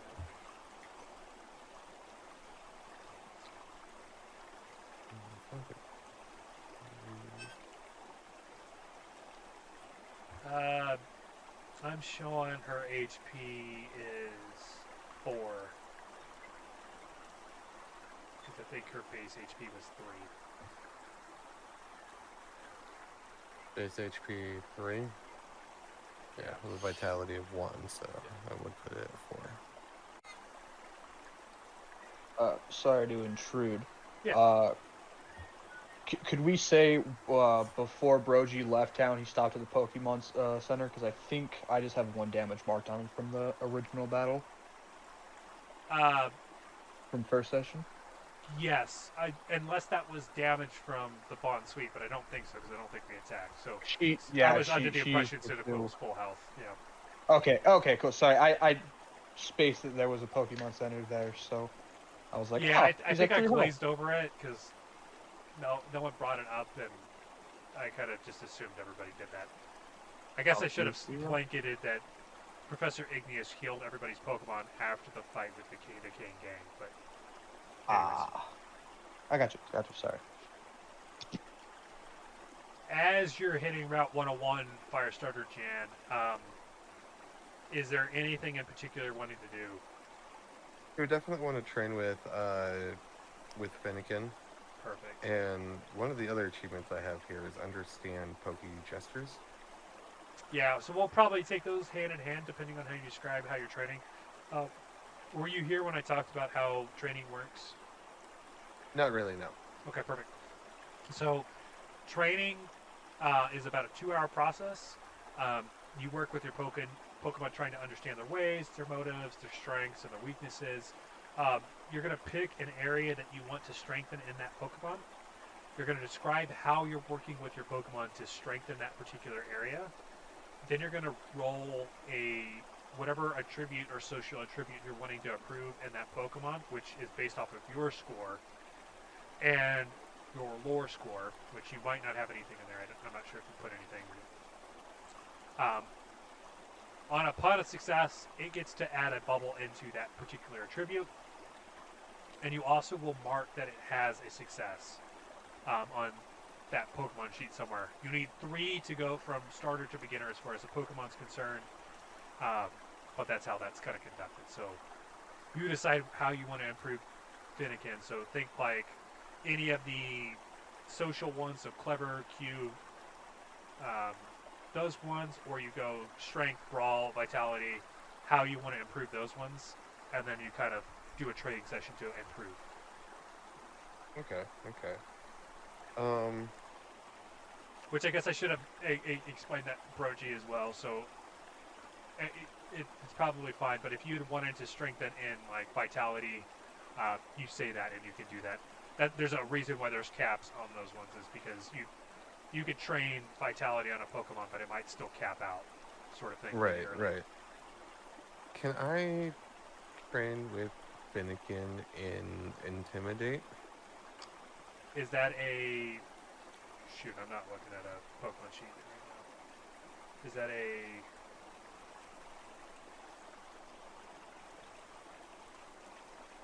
So it's one of the ones... No, that's a skill, not an attribute. So you're looking at strength, dex, vitality, insight, tough, cool, beauty, clever, or cute. Then we're going to do strength. Okay. So go ahead and describe how you're wanting to improve Fennekin's strength. So the way that she's gonna work with Fennekin is like she's gonna kind of like get down on all fours with Fennekin, kind of like get up in her face, just be like, "All right, Fennekin, if we're gonna be fire starters, we got to be tough, right? So that means you also got to be able to take me down. So don't hold back." And she's just gonna like tackle her and start wrestling around with her. Oh my god. Perfect. All right, go ahead and roll me a strength plus lore. This is based off of Firestarter Jan stats.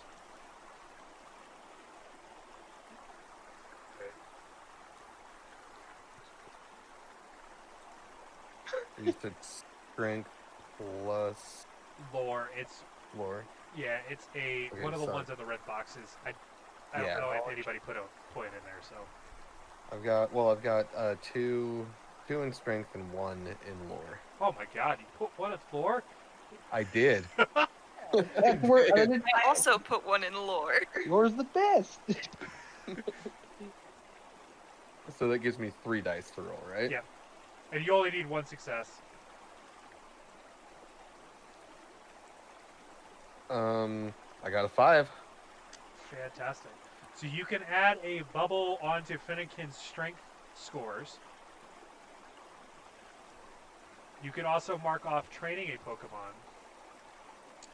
As you're doing this rough and tumble with Fennekin, you see her sort of do a little bit of a growl. Roll me an insight roll.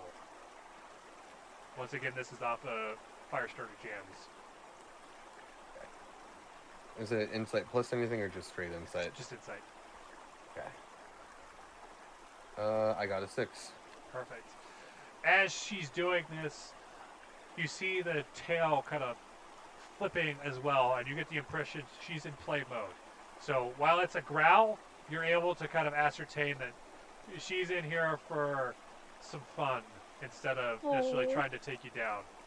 So you can mark off both training a Pokemon and understanding a Pokemon gesture, which I think puts you into beginner rank as well.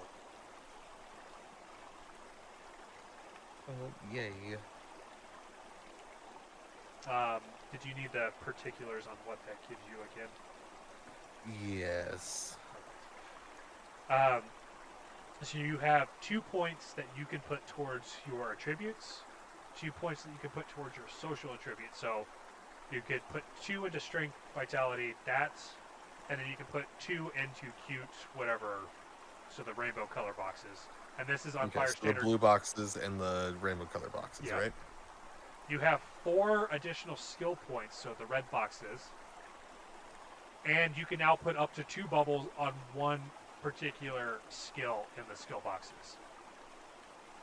The other benefit is you can now control 2 Pokemon in one battle if you so choose.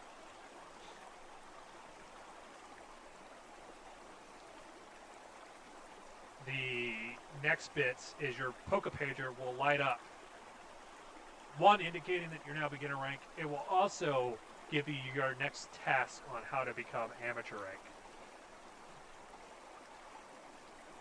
Okay, I'm sorry. And so I got through the blue boxes, the rainbow boxes. Can you repeat 4 after that? 4 skill points in the red boxes. Okay. Those ones can go up to 2 max at the moment. At the moment. Okay. Gotcha.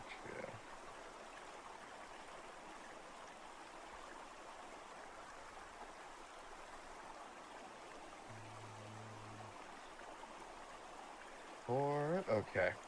And then after that, I know I can. That brings me up to the rank of beginner, and I can control up to 2 Pokemon at a time if I so choose. Yep. In the box that had your achievements that you needed to complete, you can erase the ones that you had. My eraser works. Holy shit.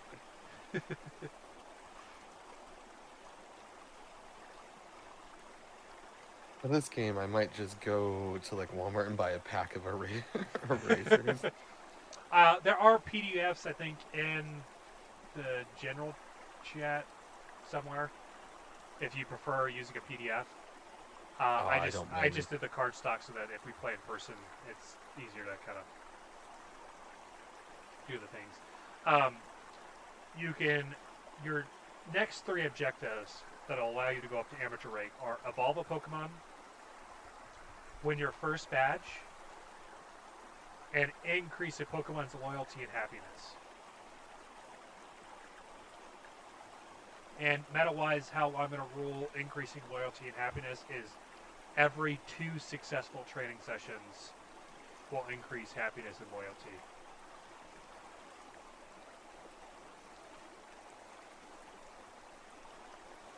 All right. Perfect.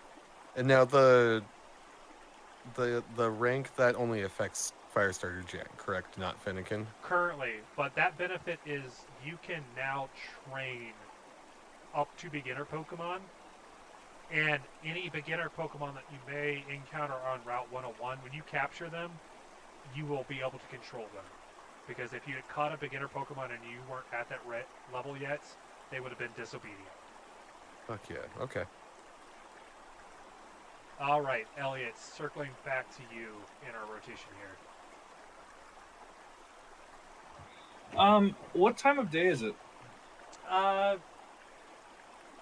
I would say you guys got out of the laboratory probably about noon.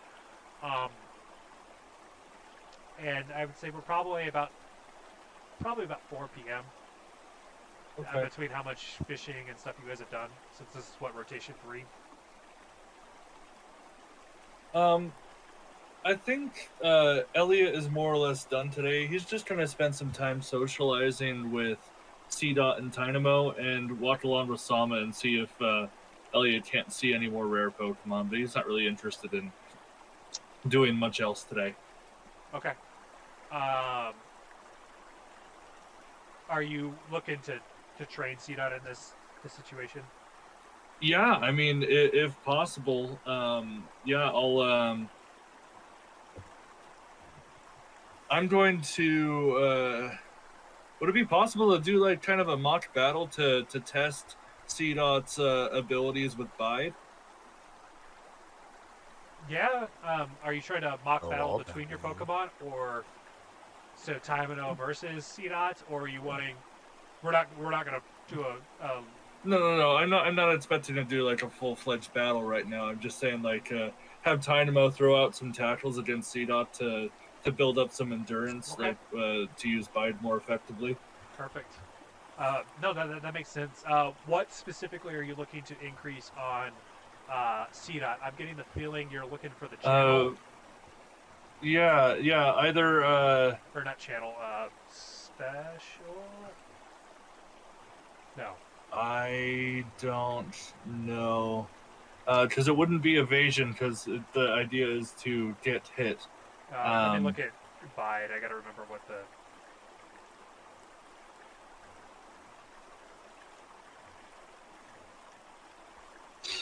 Sorry, on my move sheets I have everything that you guys could have possibly encountered. So Bide is based off of Dex and Brawl, so if you're wanting to really increase that one, it's probably you're looking at Dex increase. Okay. Yeah. Let's do some dexterity training. Okay. Go ahead and give me Elliot's Dex plus Lore roll. Okay, Elliot's Dex plus Lore. Okay, I only have a point in Dex, nothing in Lore. Actually, no, I have 2 in Lore. So I have 1 in Dex, 2 in Lore. Wait. Yep. You should only have a max of 1 in Lore at the moment. Oh, your starter rank, okay. But Right. Okay. Okay, so it's just I have 2 then. perfect. So roll 2d6. Yep. 1 succeed, 1 fail. Perfect. So you can go ahead and annotate however you want to that CDOT has 1 of his 3 successful training sessions to go up to beginner. And you can go ahead and add a point in Dex for him. And you can mark off training a Pokemon. I think that puts you over the edge for beginner rank as well. No, not quite. I have to understand Pokemon gestures, and I don't know if winning the Pokemon battle counted with catching a Pokemon. Oh no, official trainer banner. No, that one you'll need you'll need a battle trainer for that one. I still need to understand Pokemon gestures and win my first battle. Okay. As you're doing this training session with CDOTs, you can see it's having some time kind of like honing in to charge the energy there. Go ahead and give me an insight roll. Okay.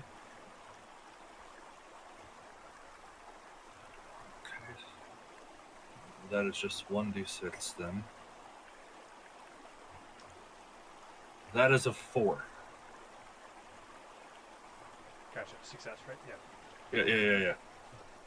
Yeah. Its nature was what? Adamant? Yeah, C-Dot's nature is adamant. Yep.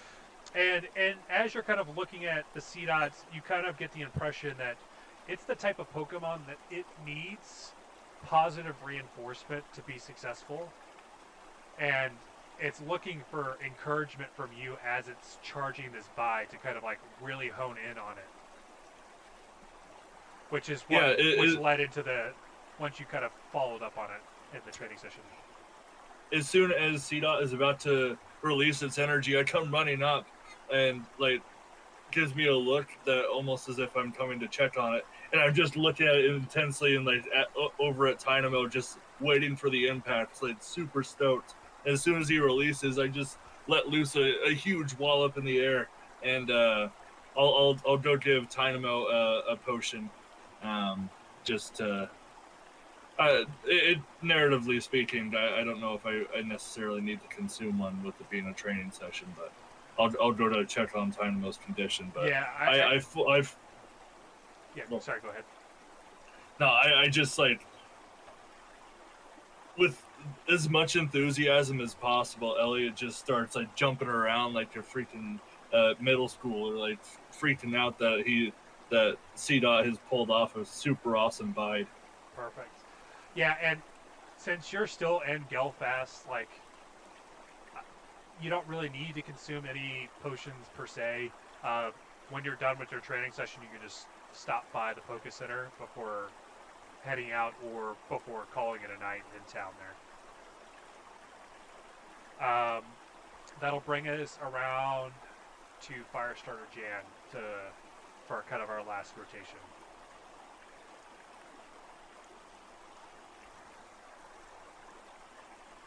Okay, at this point, where are we located at? If I'm not mistaken, you said you were heading out on Route 101 Yeah. as you were training Finnegan. So I imagine you're closing in on where Brogy is. If not, you had caught up with Brogy when you started that training session with Finnegan.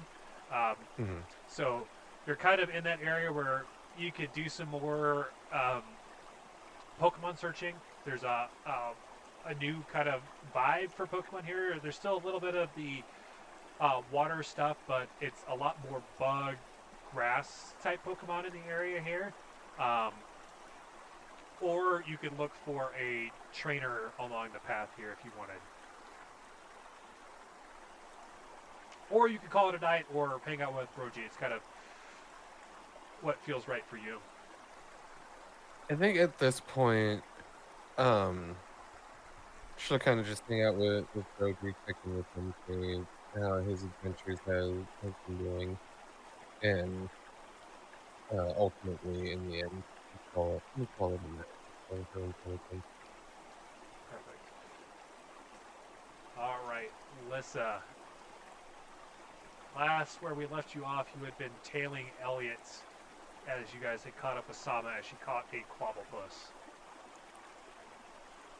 So Lissa's still gonna be just following Elliot around because he seems to be a little hard on himself. So she's following him behind, just again holding her little Pucklow, just petting him, following behind, and if Elliot starts like saying things to himself or whatever like he was before, she'll just go up to him and reassure him.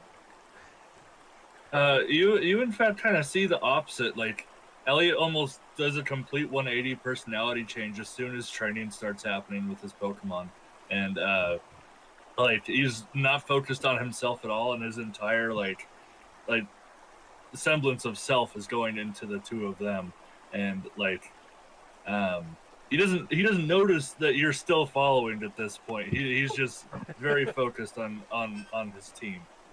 Well, I'm just gonna sit down and watch you train your Pokemon then.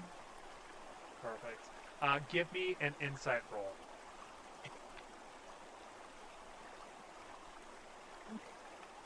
And that's based on my stats, Yeah, correct?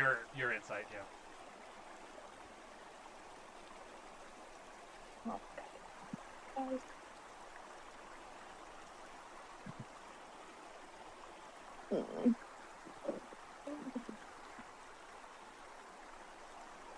That was 2 3s. Oh, okay. You see kind of Poplio's nuzzling into you as you're kind of sitting there petting her, but you're kind of just a little too focused on Elliot and what he's doing to kind of really pay it any mind.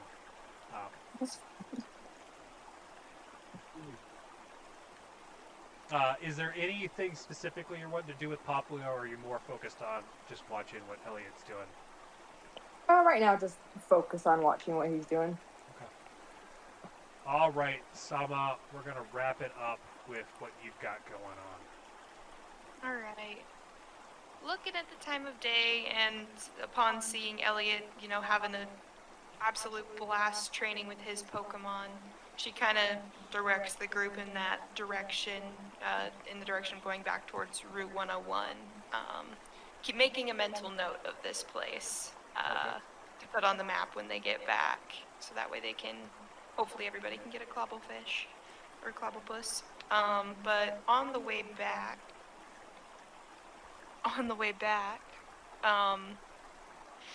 she's gonna kind of look to Oddish and look at the other Pokemon that are around and say, you did a really good job with that earlier. Do you think we could do that some more and get some practice with it and attempt to train him on insight? Perfect. You see kind of Oddish doing more of the kind of like, it's almost like a little spritz out of the leaves on the top, as it's like using its own scent, sort of, to kind of like mix with the air as it's like finding different trails. Go ahead and give me an insight plus lore roll. Alright, that is a 3 dice.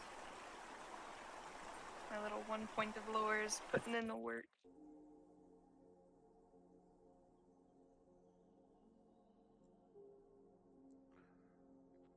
Sorry, was that a success? Sorry. Yes. Perfect. Sorry. No, Dropped the dice, had to make sure where it went. Yeah, so you're able to get that extra point of insight into Oddish. You can go ahead and mark that it's got 1 of 3 towards ranking up. And if I'm not mistaken, that gave you the rank up, right? Yes, it did. Perfect. Did you need those again on what the particulars were?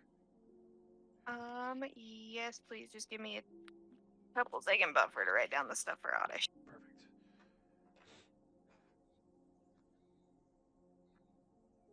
Alright, I'm good. Perfect. So, Sama now has 2 additional points in attributes. That's your blue boxes. 2 additional points in social attributes. Those are the rainbow boxes. 4 skill points to distribute, which are your red boxes. And they can now go up to 2 in those red boxes. And you can actively control up to 2 Pokemon at once if you needed to in a battle. Sweet. Got it. The other change as your Pokepager lights up is it's now indicating what you need to do to become amateur. It's going to tell you that you need to evolve a Pokemon, win your first badge, and increase a Pokemon's loyalty and happiness.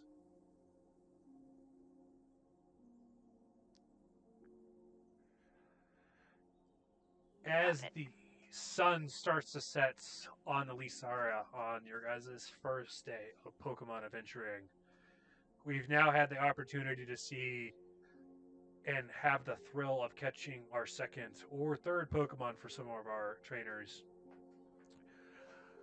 Some of our trainers have now saw what Route 101 looks like and how lush and vibrant that route is and what the potential there is for catching Pokemon out there.